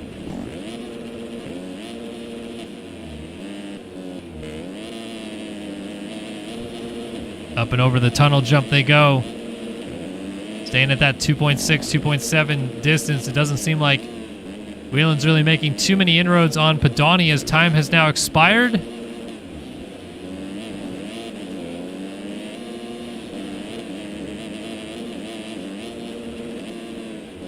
There's a lapped rider just ahead of Padani, but I'm not sure it's going to play too much of a factor in this battle. Back down to that 2 second. Whelan's really good through that sequence of corners right there. Actually, you know what? Lappers might play a bit of a factor here. 55.7, 56.6. This is going to get close as the white flag is waving. 462 of Luke Fowser getting the blue bar, moving aside. Johnny Padani going through, and Whelan through as well. So very nicely done by Fowser to let these guys continue to race it out for this second position in this second main event of the night in the 250 class. Tomic continuing to lead this thing through, though. Trying to pick up the win here. And maybe go into the final main event in a dead tie with Bryce Whelan. would have been the opportunity, I think, right there for Padani to throw it away, but he did not. Back to Tomic out front. Good recovery in the first main event, and then a solid start in the second one has paid dividends as he's going to finish up third in the first one, but Tyron Tomic wins 250 main event 2 here in St. Louis. Padani will indeed hold on for second place.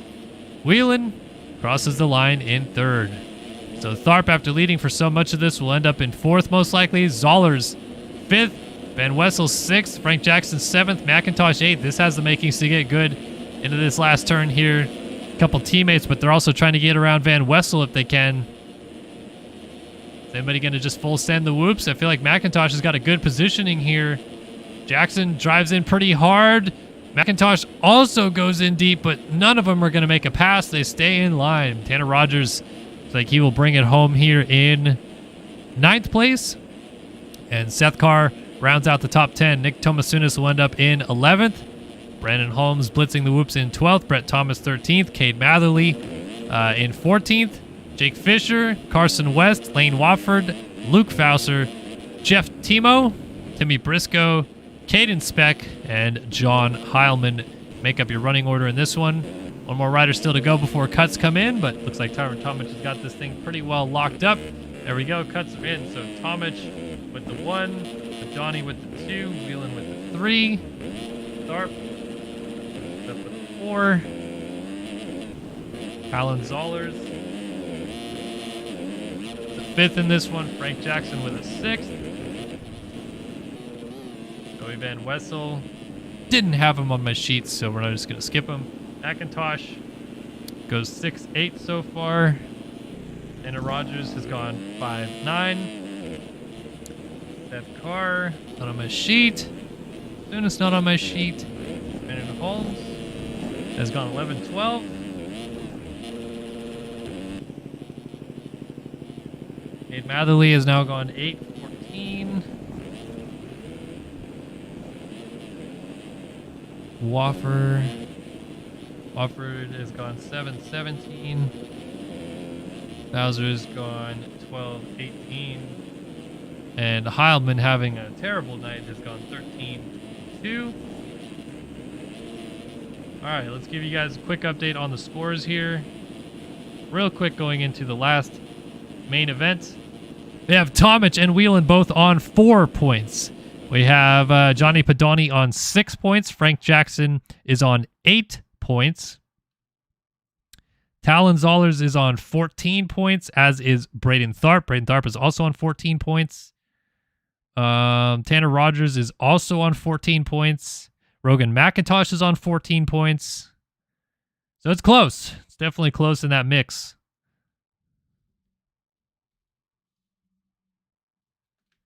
See how it plays out going into that final race. Of course, though, we have to get through 450 main event number 2 first. So those guys coming up next.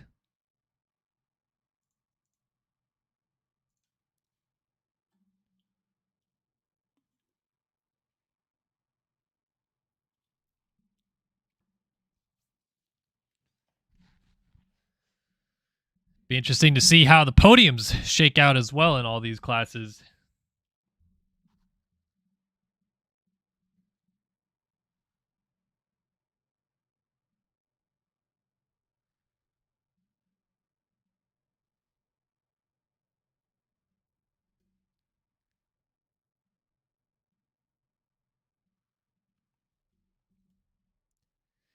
Oh, it's okay, Alex. You didn't let me down at all, buddy.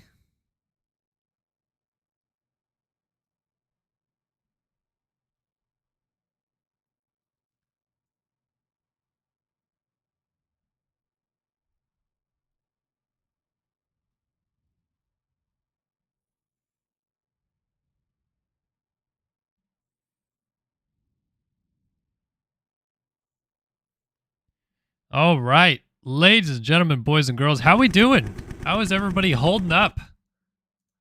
So get ready to drop the gate on the second 450 main event of the night.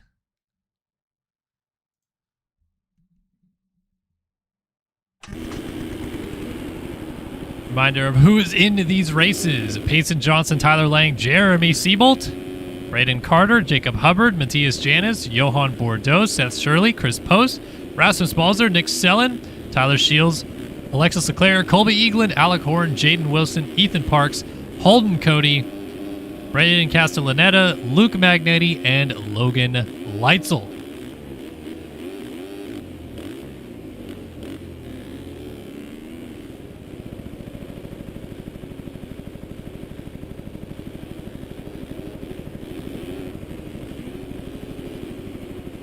All right, ladies and gentlemen, boys and girls, 450 main event number 2 coming up right about now here in St. Louis. A reminder, Payson Johnson won our first main event. Braden Carter finished second. Jaden Wilson finished third. Nick Sellen finished fourth. And Alexis Leclerc rounded out the top 5. Colby Eaglin was in 6th. Logan Leitzel 7th. Luke Magnetti in 8th. Tyler Lang finished up in 9th. And Johan Bordeaux rounded out the top 10.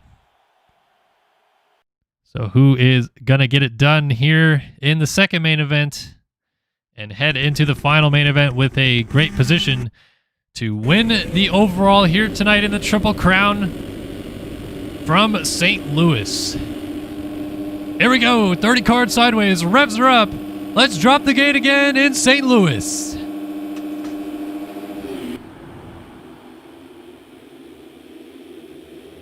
Not a great start from Carter. Normally that could pay dividends with a lot of guys getting together in the first corner, but mostly clean throughout. It's going to be Eaglin who picks up the RaceFactorGaming.com Whole Shot Award. Leclerc momentarily took the lead, but it's going to be Eaglin going back to the front. Johnson into second place. Haley into third. Bar to bar over the tunnel jump is Leclerc and Jacob Hubbard. And actually Carter came out very well as Hubbard front flips. Jack Haley plows Payson Johnson for second. They end up stacked on top of each other and they're both down. Oh man, that's going to put Johnson well behind the 8 ball here as he has to try to fight through the field. Leclerc up the inside, Carter around the outside. In the sand section right here as our 2 title combatants end up battling one another right behind Jacob Hubbard entering the whoops. It's Colby Eaglin leading at the end of lap number 1. Oh, Carter down out of the battle for third. He's laying on the ground before the finish line jump. Off the racetrack, he's got to get going in this turn. Wow, that was a risky track wrench, but somehow it worked out. So Carter, now he has some work to do as well. Johnson also has an uphill battle, and this is playing very well into the hands of Alexis Leclerc. As the Frenchman, alongside Hubbard, who's still front flipping the Supercross triple, is just going to do it every single lap at this point. I feel like that's the case. Back to our race leader, Colby Eaglin. So the 24 machine finished up in 6th place in the first main event. Leclerc finished up in 5th. And easy math right there. They would end up tied if it were to stay as is. But I feel like things are going to shift around behind them. Hubbard just slid out before the finish line jump and I believe took Jeremy Seabolt to the ground, but he'll remount there still in 6th place. Johnson up into, well, he was up into 7th, but he may have just gone down at the end of the whoops because he's shuffling backwards. Seabolt is also going backwards. Carter now finds himself in 11th position as everything continues to shift around. Is Hubbard going to front flip again? Nope, just bike humping galore.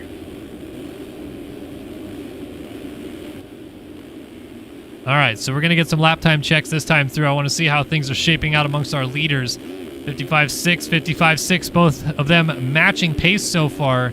Battle for third starting to brew a little bit behind these guys, but I want to see whether or not Leclerc's making inroads yet on Eaglin, or are they kind of staying pretty status quo as they hop through the whoops in 5th gear. So out front, 55.7, 55.1, 0.6 gain that time by. Hubbard at a 55.2, 55.7 Castellaneta, and a 55 dead T-Lang, fastest rider on the track last time by. So the number 5 Underground RC Suzuki rider right behind his teammate right now. They're both trying to get around Jacob Hubbard and really have not quite found the recipe for success just yet around the 78, but now Castellaneta closes up.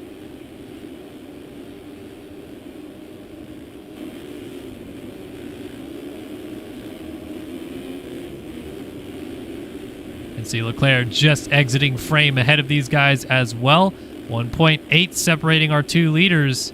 And then this tight battle here for 3rd place. Man, Lang is really pushing Castellaneta here for 4th. He wants to get around that 26 machine. as they are still tailing the 78 of Hubbard just ahead of them. Through the whoops they go. Castellaneta, arguably the cleanest of the three as they go over the finish line. Jump. Triley's pretty much. As look at this, Lang wasting no time and gets into his teammate and takes them down. Wow, lack of communication amongst teammates right there. Kind of surprising to see. I thought for sure at some point you might hear or even see Castellaneta maybe even just move aside and let Lang go by. But perhaps they're not in a Discord together. Now Castellaneta gets landed on by Seabolt. So Ryder's jumping over top of him. Still, I don't think I saw Carter go by just yet. Oh, there he is. He just went through along with Seth Shirley. He is now into 10th, is the number 1 machine. Back to our race leader, though, Eagland. As we close up on just about into the 5-minute mark of this 12-minute plus 1 lap race, starting to deal with a little bit more pressure from Alexis Leclerc.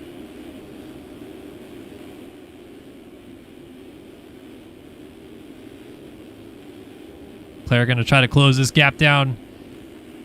Kind of looks like they're teammates. As far as I understand this situation, it's more or less that Leclerc is on his own team but has Panini Motorsports skins, so he's a safe moon rider, so to speak, but Panini Motorsports supporting his program a little bit there, whereas, of course, Eagland is fully aboard the Panini Motorsports program.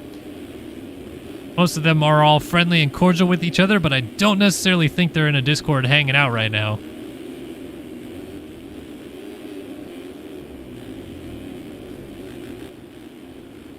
So another lap time check this time through. Let's take a look. So 54.7, 54.7. They both ran last time through.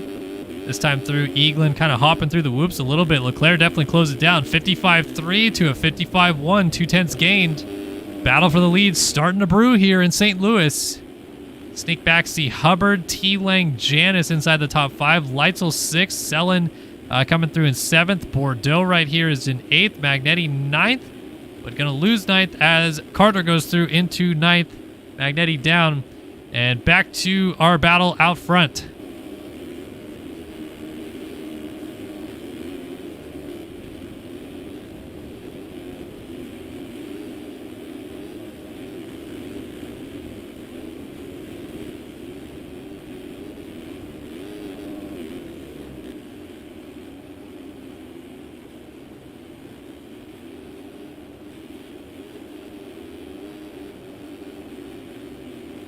And Eagland just doesn't look as comfortable in the whoops. Not that he's, making many mistakes. He just doesn't look as comfortable to push the pace the way that Leclerc has been pushing through the whoops. And I think Lang just went down out of 3rd. Yes, he did. T. Lang on the ground after the on-off before the whoops.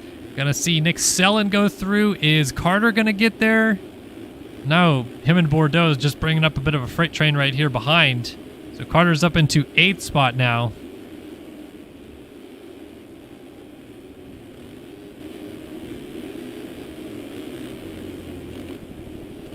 Everything's staying kind of status quo. We're kind of waiting to see if Leclerc makes anything happen on Colby Eagland out front. So far, nothing really has changed.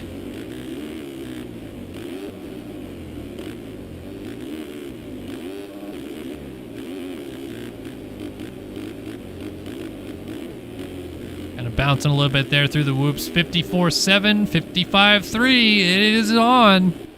Leclerc has been inching up slowly but surely, and this might be, through this first rhythm section, the place that he can make it happen. The line that Eagland's taking is very good, but this triple on, triple off quad line is a little bit better, and you can see the distance gained right there. Pretty solid for Leclerc if he can consistently pop that off.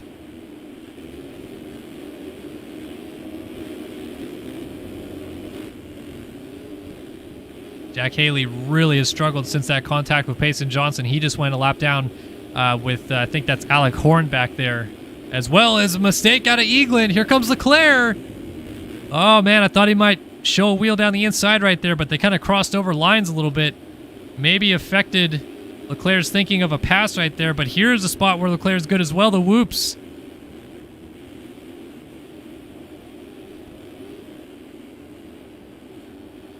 In and out of the corner after the finish line jump. Under 4 minutes to go, and here is the split lines again, but Leclerc just made a little bit of a mistake. He's not going to be able to get the line, and instead goes down.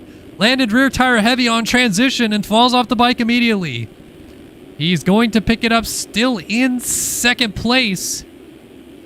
Janice and Leitzel not able to get there. 8.4 seconds is the gap now, but bummer for Leclerc. Been trying to get there for so long, and then the second he gets close, he makes a little mistake. So Leitzel's selling. T-Lang just went down on the tunnel, so Carter's going to gain another position up into 6th.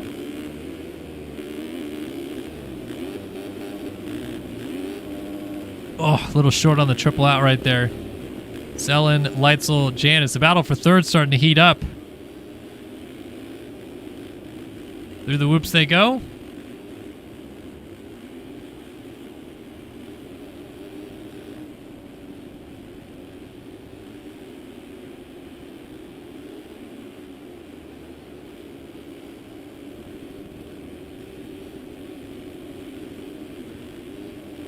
All right, how's this battle for third going to shake down?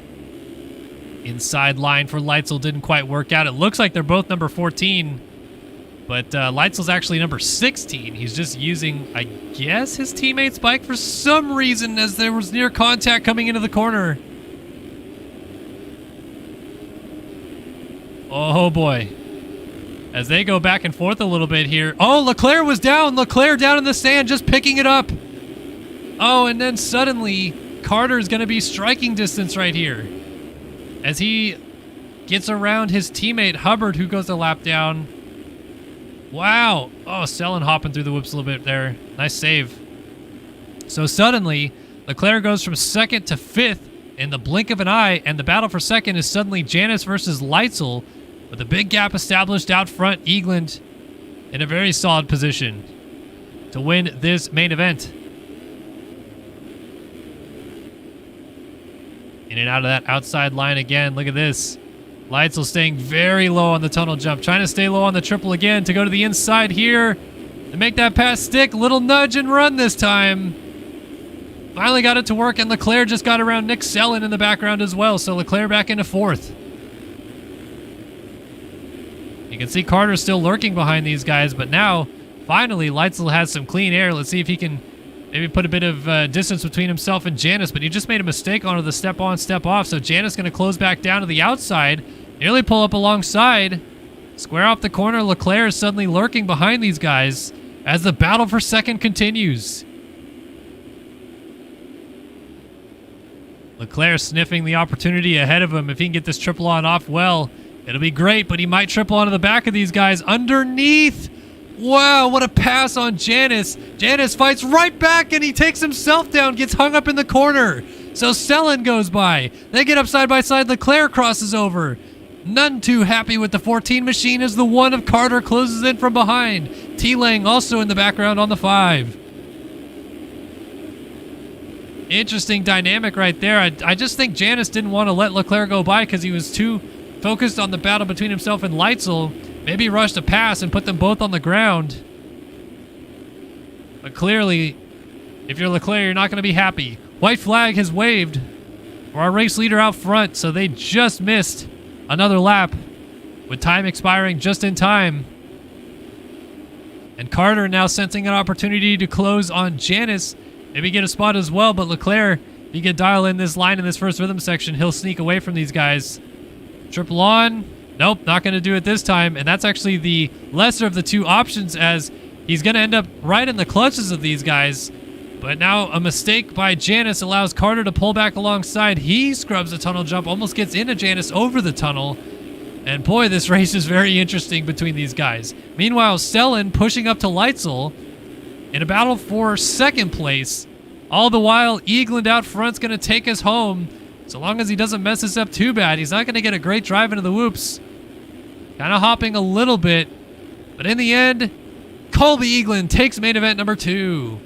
Leitzel will pick up 2nd, Selin 3rd, Leclerc 4th. Carter did get through into the top 5, so he'll end up 5th in this one.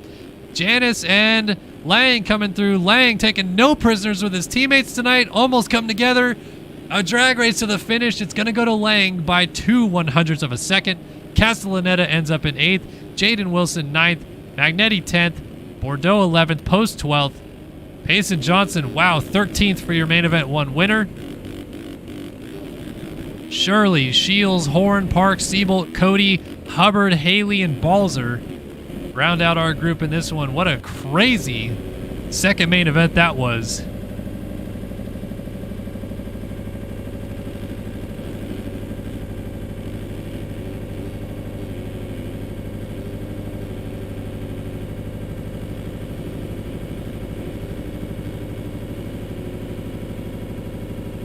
All right, waiting for those cuts to come in and be official.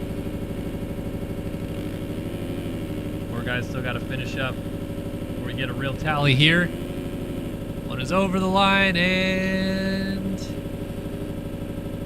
waiting on the second one. Any second now. There we go. So Eagland takes the win. Got Leitzel, Sellen, second, third.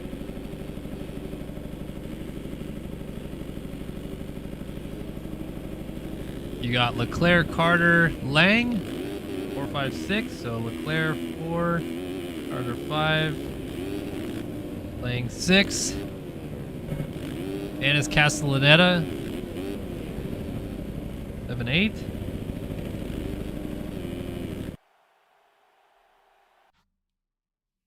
And again, I'm gonna need the server page to help me out, pretty please. Give me that next race. That's right here. Doy. All right, so where did we finish off? Castellaneta, 8th. Magnetti got 9th. Jaden Wilson got 10th. Bordeaux was 11th. Chris Post, 12th. Payson Johnson, 13th. Seth Shirley in 14th. Got Shields, Horn. We got Siebold in 18th. Balzer got 22nd. All right. Tally up the scores here for y'all folks. Continue to look at the scores from the main event that we just watched. All right. So it's looking like Carter on 7. Eagland on 7. Nick Sellen also on 7. Yeah, so that's where we're at. Three-way tie at the front of this one. Carter, Eagland, and Nick Sellen all on 7 points. Leitzel on 9. Leclerc on 9. Johnson on 14. Lang on 15. Jaden Wilson's on 13. You got Magnetti on 17, Janice on 20, Castellaneta on 19. So everybody's pretty close right there, but it is that three-way tie between Carter, Sellen, and Eagland at the top of the table going into the final main event for the 450s. All right, let's get our 250 final main graphic up.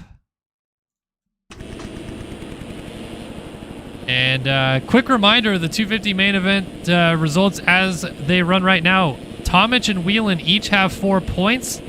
You have Johnny Padani on 6. You have Frank Jackson on 8. And then a bunch of guys tied on 14 points. And that's kind of how it goes. So Tomic versus Whelan, with Johnny Padani a little bit of an outside chance, as well as Frank Jackson to win this 250 class here.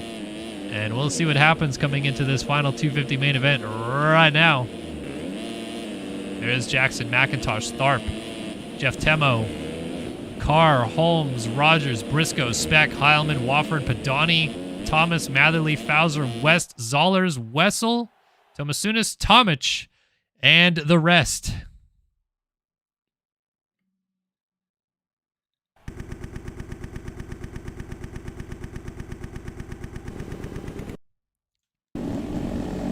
All right, who do we watch on this all-important start? How about Rogan McIntosh up the inside, just to the outside of Tyron Tomic, Johnny Padani, Bryce Whelan up the inside. Who's going to win the main event? Right now, let's find out in St. Louis.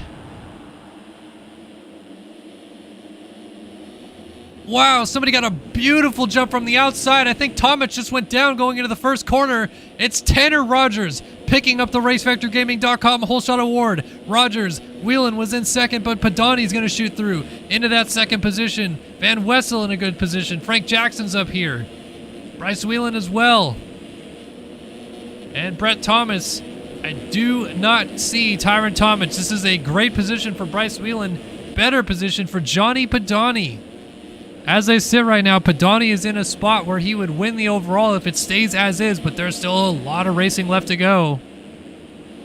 As Tanner Rogers leads him around. I think Rogers timed the gate because he got to the first corner well before everybody else.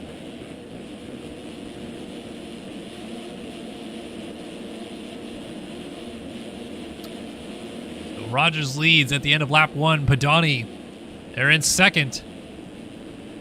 Whelan third, Jackson fourth. Jake Fisher inside the top 5. Brett Thomas, Braden Tharp, and Luke Fauser down into 8th. Carson West in 9th, and Talon Zollers rounding out our top 10. Trying to take a look at where is Tyron Tomic, our championship leader, on the number 42 Connect Visual KTM. Boy, has he got a load of work to do as he is down. Wow. Kate Matherly 19th. Tomic 20th. Boy, oh boy. Gonna be lucky to even land on the podium. This is a massive opportunity for Bryce Whelan as he's moved up to 3rd place and is in position to win the overall as it stands. Johnny Padani could get around Tanner Rogers and flip that script though for the race lead. Let's see if Padani makes something happen on the 49 machine out front. Thought about getting to the inside right there. Goes for the triple onto the table. Gets sideways. Oh, what a save, but he is going to lose a position. Bryce Whelan goes to 2nd.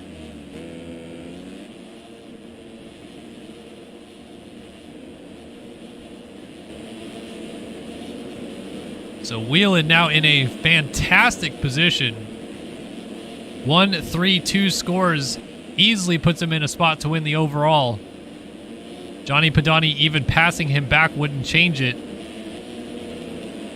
So this is everything Bryce Whelan was hoping for out of this final race.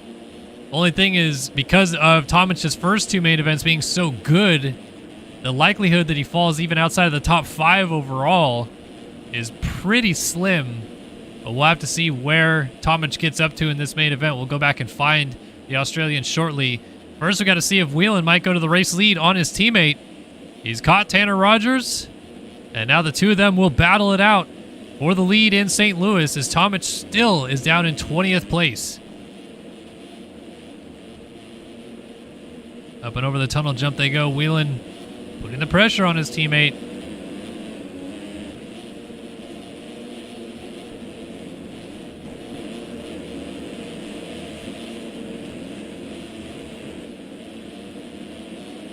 Oh, look at how good he got that sand. To the inside, and they both go down. Oh, man. So getting up first will be Rogers. Swings to the outside, and suddenly Johnny Padani, loving how this is playing out in front of him, getting right back into the mix from 3rd place. Up and over the finish line jump they go into this bowl corner after the finish line. And just can't quite break away from this battle just yet. The battle for the lead is hot and heavy. Tripling on from the inside. But look at that quad effort from Rogers. Might hold the lead, and oh, Whelan goes down. He's off the bike. That's going to give Padani the overall lead back based on a tiebreaker for better final moto. So Padani 4-2-2 puts him on 8 points. Whelan's 1-3-4 also on 8 points, but Padani's 2nd place to Whelan's 4th right now is the tiebreaker. And Whelan just being a bit overzealous now has to try to settle back in and figure things out a little bit. If he gets back around Frank Jackson, that is the overall win back in his hands. But also Padani now in a position where he could maybe close on Tanner Rogers for the race lead even.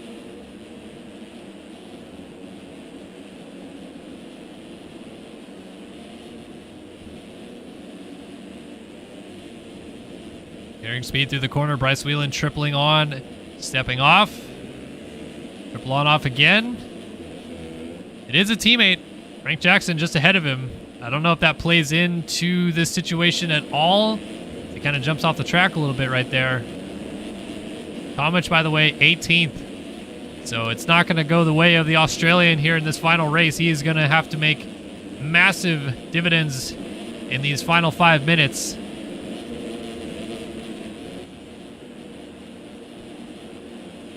Whelan trying to steal the overall win back away from his teammate Frank Jackson as they enter the whoops. Side by side, Whelan to the outside, hopping a little bit, but gets it done. Bryce Whelan back in a position to win the overall here tonight. But Johnny Pedani can play it in his own hands for the overall win if he can run down Tanner Rogers and win this race.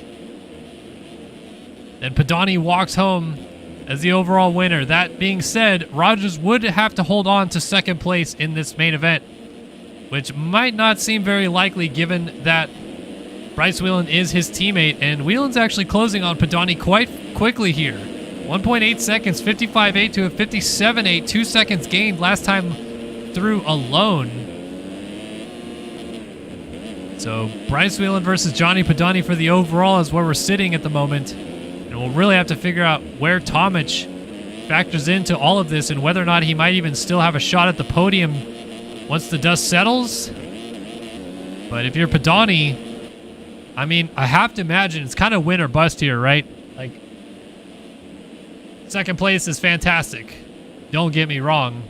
He'll probably still get second overall, even if he loses more positions and finishes like fourth in this one. So, I feel if you're Pedani, you just have to start sending it and try to get around Rogers and keep him with you somehow so that it doesn't allow Whelan through. There it is, though. Rogers jumped off the track. Pedani jumps on Rogers, and Rogers goes down. So Whelan goes by in a second, and the second Pedani made a pass to take the overall victory back into his hands. Whelan will get back around Rogers as well to then take the overall back into his hands by a single point. And it's not over yet. I feel like Whelan might still have something to say about this race victory in this final main event.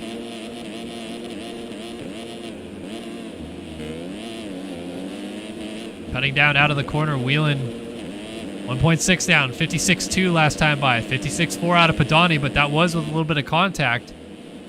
So we'll see whether or not with some clean air he can maybe open up that gap a little bit.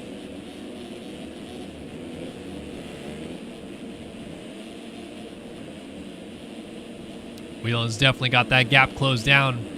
So it's really just icing on the cake at this point, but does he even want to go for this pass? Because an overall victory is huge in this championship right now for Bryce Whelan, trying to claw back as many points as possible. The last thing you want to do is crash trying to pass Pedani for this race win, give Pedani the overall win, and you lose 3 points in the process. Pedani might be actually backing up to do this on purpose. He might let Whelan go and take him out. Let's see.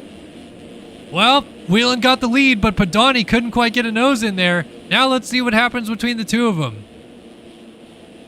Oh, Ryder's down and Pedani enduros over them. Tanner Rogers got held up and Frank Jackson now slides into third place. So Pedani again continues to hold the race lead. Whelan getting sideways with some lap traffic. Now Jackson goes down and Rogers goes back by into third. How about Luke Fowser in his first career Race Factor Gaming main event up in 5th place? Well done for him. Cade Matherly, Jake Fisher, Seth Carr, Caden Speck, Braden Tharp, Brett Thomas, Talon Zollers, Joey Van Wessel, John Heilman, Timmy Briscoe, and then Tyron Tomic. Going to go into 14th here. A couple guys went down, so that's a help for him. But boy, oh boy, this has been a disaster of a final main event for the championship leader.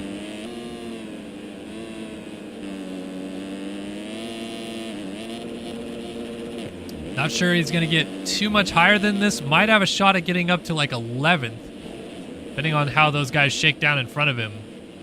But Johnny Pedani leads this final main event. Doesn't matter for the overall at the moment, at least. Ooh, Whelan getting held up behind Lane Wofford. Interesting dynamic there. Tanner Rogers did close up for a moment, but gap will open back up again. So worst case for Padani right here is that he's got really no help in the ways of teammates behind, as Whelan has 2 teammates right behind him, and I think they're going to play the team player here, I'd have to imagine, and let Whelan finish second in this race so he can win the overall. Either way, though, Padani going to take the white flag this time by. So Padani will need Whelan to go down to win this overall, but he's done everything he can really do to try to win it here tonight.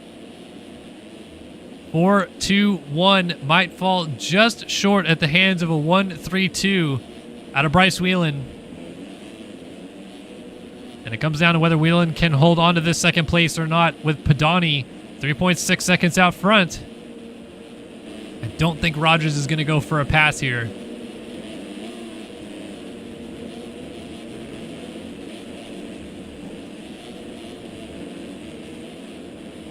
Yeah, Whelan looks good to go here.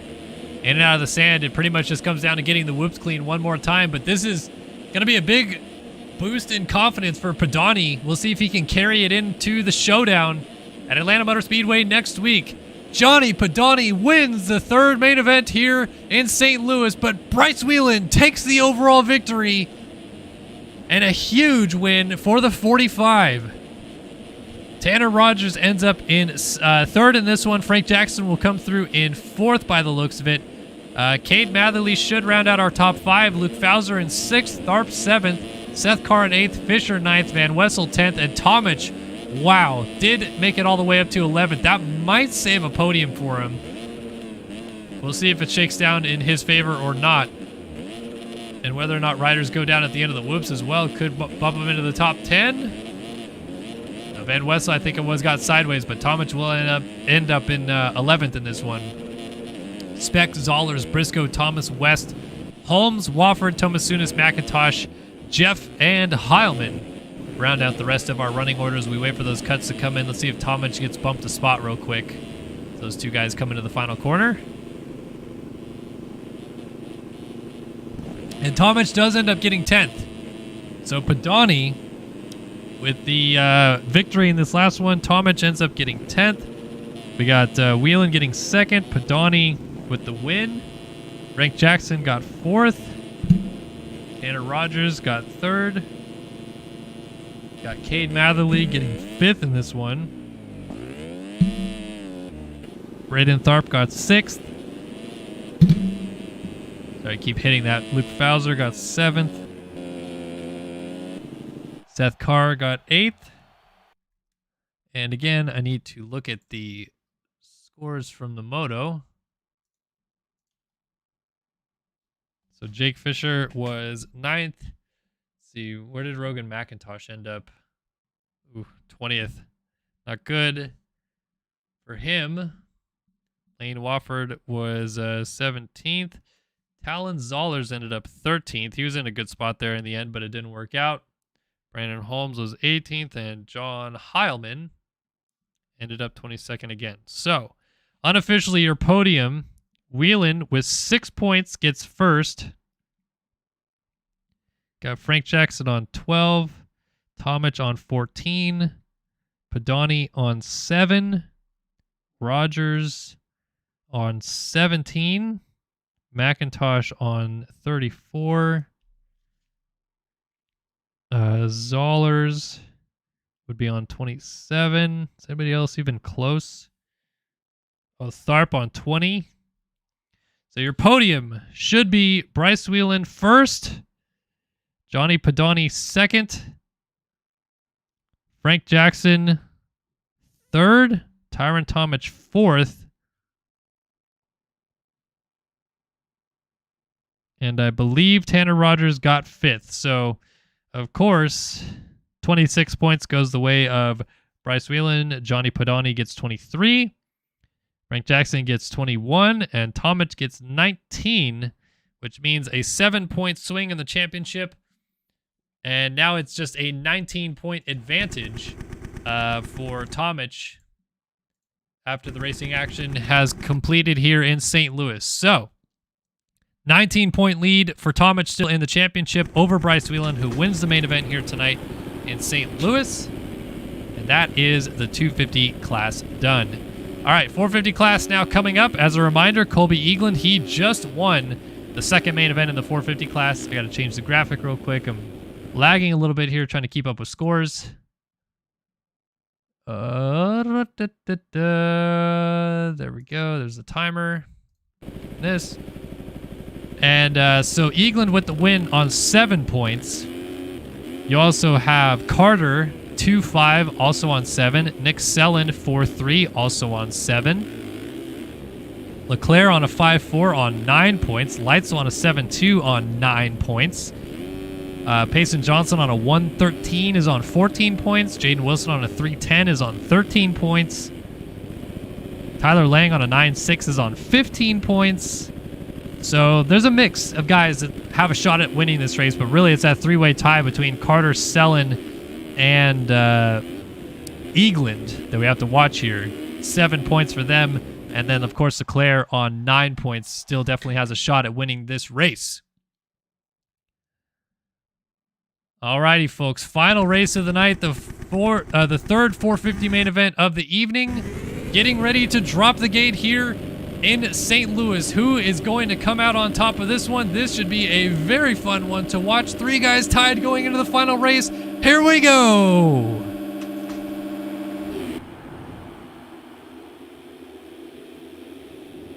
Leclerc, with one of his patented great starts out of the middle, is going to pick up the RaceFactorGaming.com Whole Shot Award. Carter jumping in right behind him. He's in second. Hubbard around the outside with the quad off.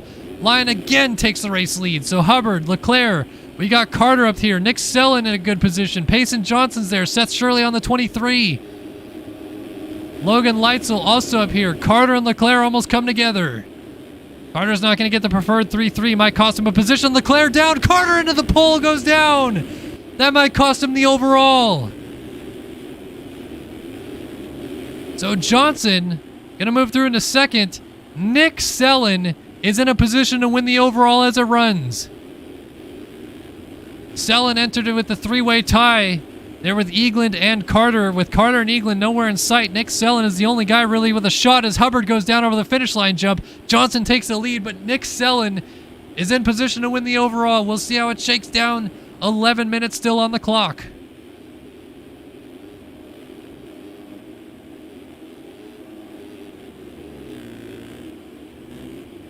Feel like this is Johnson's opportunity to just take off with this race win and let everything else unfold behind him. Nick Selland going to be in the hot seat here for the rest of this main event because he is in the perfect position to win this overall. 7 points entering for him, 14 points entering for Johnson, so it's not even close. There needs to be a lot of guys between Johnson and Selland for Johnson to win this overall. Seth Shirley doesn't really factor in. Shirley's sitting on 29 points. So it comes down to Nick Selland trying to win this overall. With the pressure closing in from behind and whether or not Leclerc, Carter, or Eagland can get into the mix. Eagland is in 10th. Carter is in 11th. Didn't see where Leclerc was. Elang down in 15th. This is all playing into Selland's hands right here. Leitzel's also well down the order. Hubbard, of course, we saw him go down. Only 19 guys started this one with Chris Post, so it seems like the only real player is Leclerc that could factor in against Selland, and Leclerc still has 2 points to gain on Selland in the first place anyway. So Leclerc has to beat Selland by 2 positions in this race. And down goes Seth Shirley out of 3rd. So Bordeaux goes by. There's Leclerc into 4th. Tyler Shields now into 5th on the 86. Ethan Parks goes to 6th, and then here's this freight train of riders with Carter in the mix as well. He's going to go to the inside on the 1. Inside triple. Worked out pretty well, actually. And then I didn't see Eagland in that mix. As Shirley now side by side with Janice through the whoops. Carter, what a save. He was sideways for pretty much that entire whoop section. Uh-oh. Change for the lead. Johnson went down. Nick Selland has taken it over. So Johnson, not sure, but he fell off the bike somewhere because he's picked it up in 4th place behind Alexis Leclerc.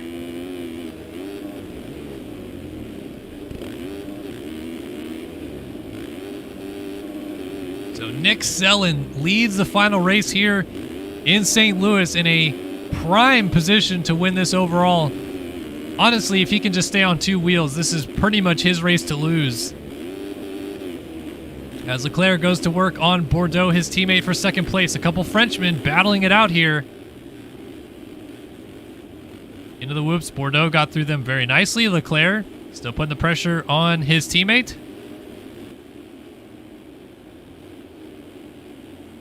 Out of that U-turn after the finish line jump coming down the start straightaway. Leclerc runs it in deep. He is going to triple on and triple off, but Bordeaux is doing the line in front of him. And Johnson's doing the line behind them. So really this whole front group is kind of doing the same things. As Nick Sellen continues to lead the race, Bordeaux doesn't seem like he is really trying to help out his teammate Leclerc much at all. Instead, battling him pretty hard here for this second position, 3.6 seconds behind, and Leclerc goes down. That's really going to help out Sellen as Johnson goes through, Shields slides by, and the 23 of Shirley is going to get there, but Leclerc holds the position. So Janice and then Carter now coming in the background with Castellaneta and Magnetti. So if you look at a championship picture, Carter needs to gain a couple more positions to still beat Leclerc on the night. Right now, Leclerc's actually got more, or a lower score, I should say, than Carter overall. But we'll see if things shift in the tide towards Carter at all.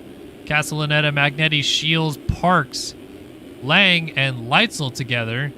Alec Horn and then Eagland. So Eagland, our second main event winner, having a real tough third main event here.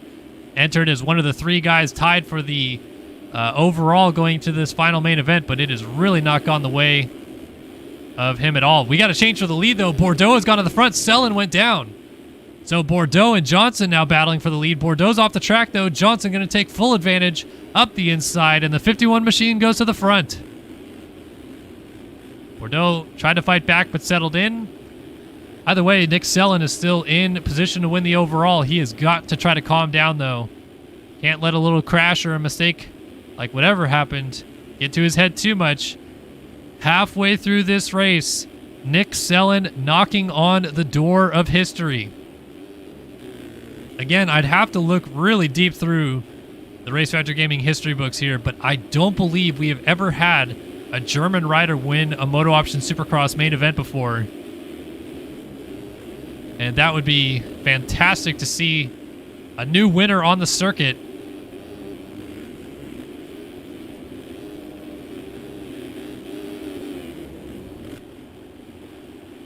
Bordeaux looks like he continues to struggle with that double-double before the whoops here. And now Nick Sellen, sensing opportunity, is closing up. I'll tell you what, though, what's not out of the woods at all at this point is Sellen gets into the back of Bordeaux. Brendan Carter could still win this overall. As down goes Bordeaux, Leclerc clips him, and Carter just misses him. So Carter, 2.6 back of Leclerc, 3.5 back of Sellen is Leclerc. So 6 seconds separate Carter and Sellen, which is kind of your overall battle right now. Leclerc is obviously in the mix as well, but he is 2 points behind both of them entering this final race. So at the moment, Carter will finish ahead of Leclerc overall, and Sellen still is in position to take the win. And we still have 5 minutes on the clock left to figure this whole thing out. This is going to be very interesting to see how it shakes down amongst our leaders. I think Leclerc's sole focus at this point is to try to run down Sellen and get by him for second place so that he can put a buffer between him and Carter, which would then fall the way of Leclerc. That 2-point gap, if Leclerc can get around Sellen and keep Sellen ahead of Carter, that obviously gives Leclerc the advantage in the overall, gains a couple points at least back on Carter when all is said and done. Carter with the 2-4-4 option. Riders down. That was Johnson. Leclerc went down as well. Nick Sellen has taken over the race lead again, and Carter's moved into second place. You got Johnson now back to third. Shirley up to fourth. Leclerc remounts in fifth. Just ahead of Luke Magnetti. Tyler Shields also right there in the mix. They're all chasing Nick Sellen, who has got to focus on lap traffic here. Chris Post, nicely done, gets out of the way. We'll see how Hubbard, who is Carter's teammate, fares in this situation. He's just going to hop through the whoops and let Sellen scoot through. Now Carter is off the side of the track. Did he go down? No, he saved it. Going to remount, though, behind Johnson. So another buffer now between Selin and Carter in this battle for the overall win. Johnson moves in a second. Of course, Johnson's sole focus at this point is to try to win this third race and maybe still land on the podium if things kind of work out the way that he would hope they could. But I think it might be a bit too far away with Leclerc's positioning as well. Nick Selin. 3 minutes left.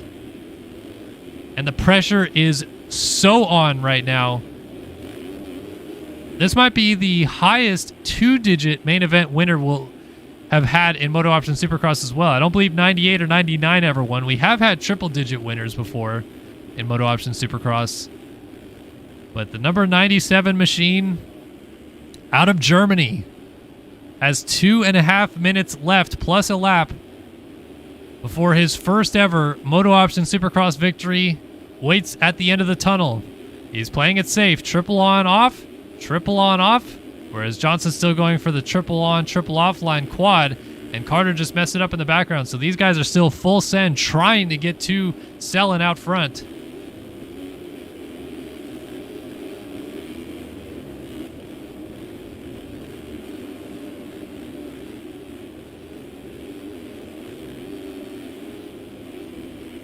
For Selin, it's all about just trying to calm the nerves and focus on hitting his marks, not think too much about what's going on behind him. Johnson did just make a huge mistake entering the whoops, and that certainly cost him some time. Carter, sensing an opportunity, actually split Chris Post up the inside to try to make a pass for the lead, or for second, I should say. Didn't work out in the end. Of course, the big picture here for Carter is he's still gaining points in the championship on Leclerc. So how much does he really, is he willing to risk here as Johnson is really just sending caution to the wind, casing everything through that rhythm section. If he stays where he is, he gains points on Leclerc, period, end of story. If he tries to go after Selin, he could gain more points on Leclerc, but he also risks the opportunity of Leclerc passing him back by and then another rider getting in between them, and then Carter losing points on Leclerc. So how much is he willing to risk? 1 minute on the clock. Nick Selin through the whoops here. The nerves are going to be flowing through, and I think there should be 2 to go unless he runs a lap of the gods right here. 2.9 seconds. It is going to be very close with timing and scoring next time through. Again, the simple triple on off.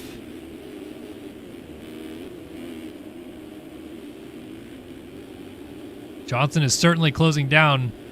How much is Johnson willing to risk? And honestly, if you're Nick Selin on this last lap of the race and Johnson's getting close, maybe just let him by. Oh, Leclerc just went down. Leclerc down on the backside of the tunnel. I think that was surely going by, and Lang is too far back, so Leclerc will remount still in 5th no matter what. But here we go, folks. Time is about to expire. Time has expired. Oh, Selin! No, down in the whoops. He's down in the whoops. He's going to cough up the win. He's going to pick it up just as Carter gets there. Carter through for the race lead.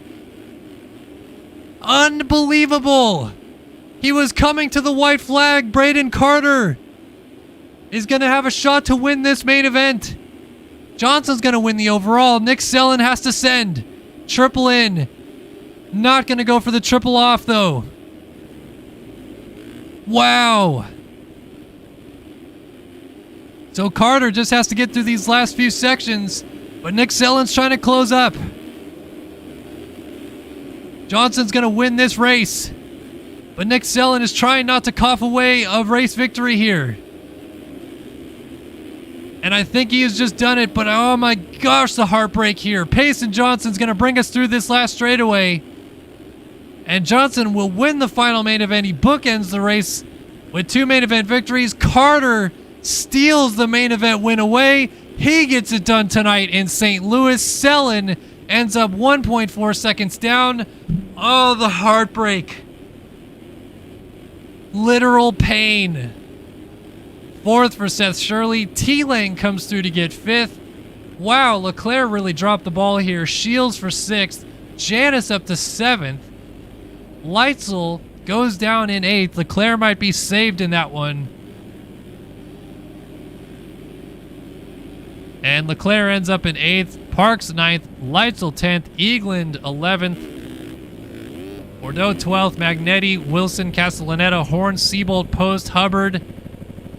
And that was the 19 that started it. We're waiting for cuts to come in to see if Nick Sellen has truly lost his race or if Braden Carter has lost it on cuts. Here we go. One rider to cross the line.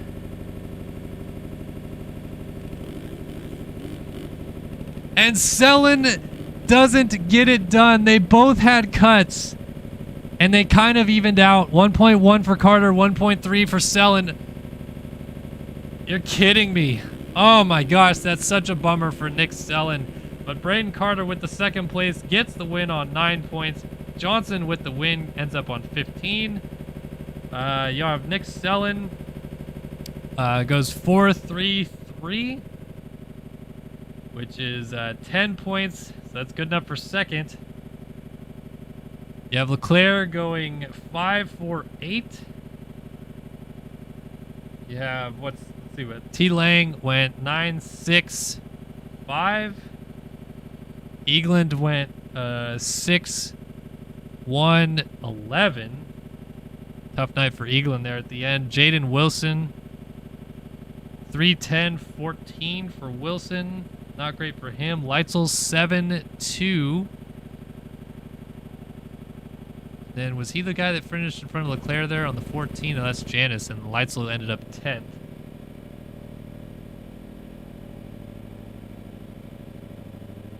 What else do we have to figure out? Janice with a 7th in this one. I think that's probably enough to really figure out the overalls here. All right, so let's do some quick math.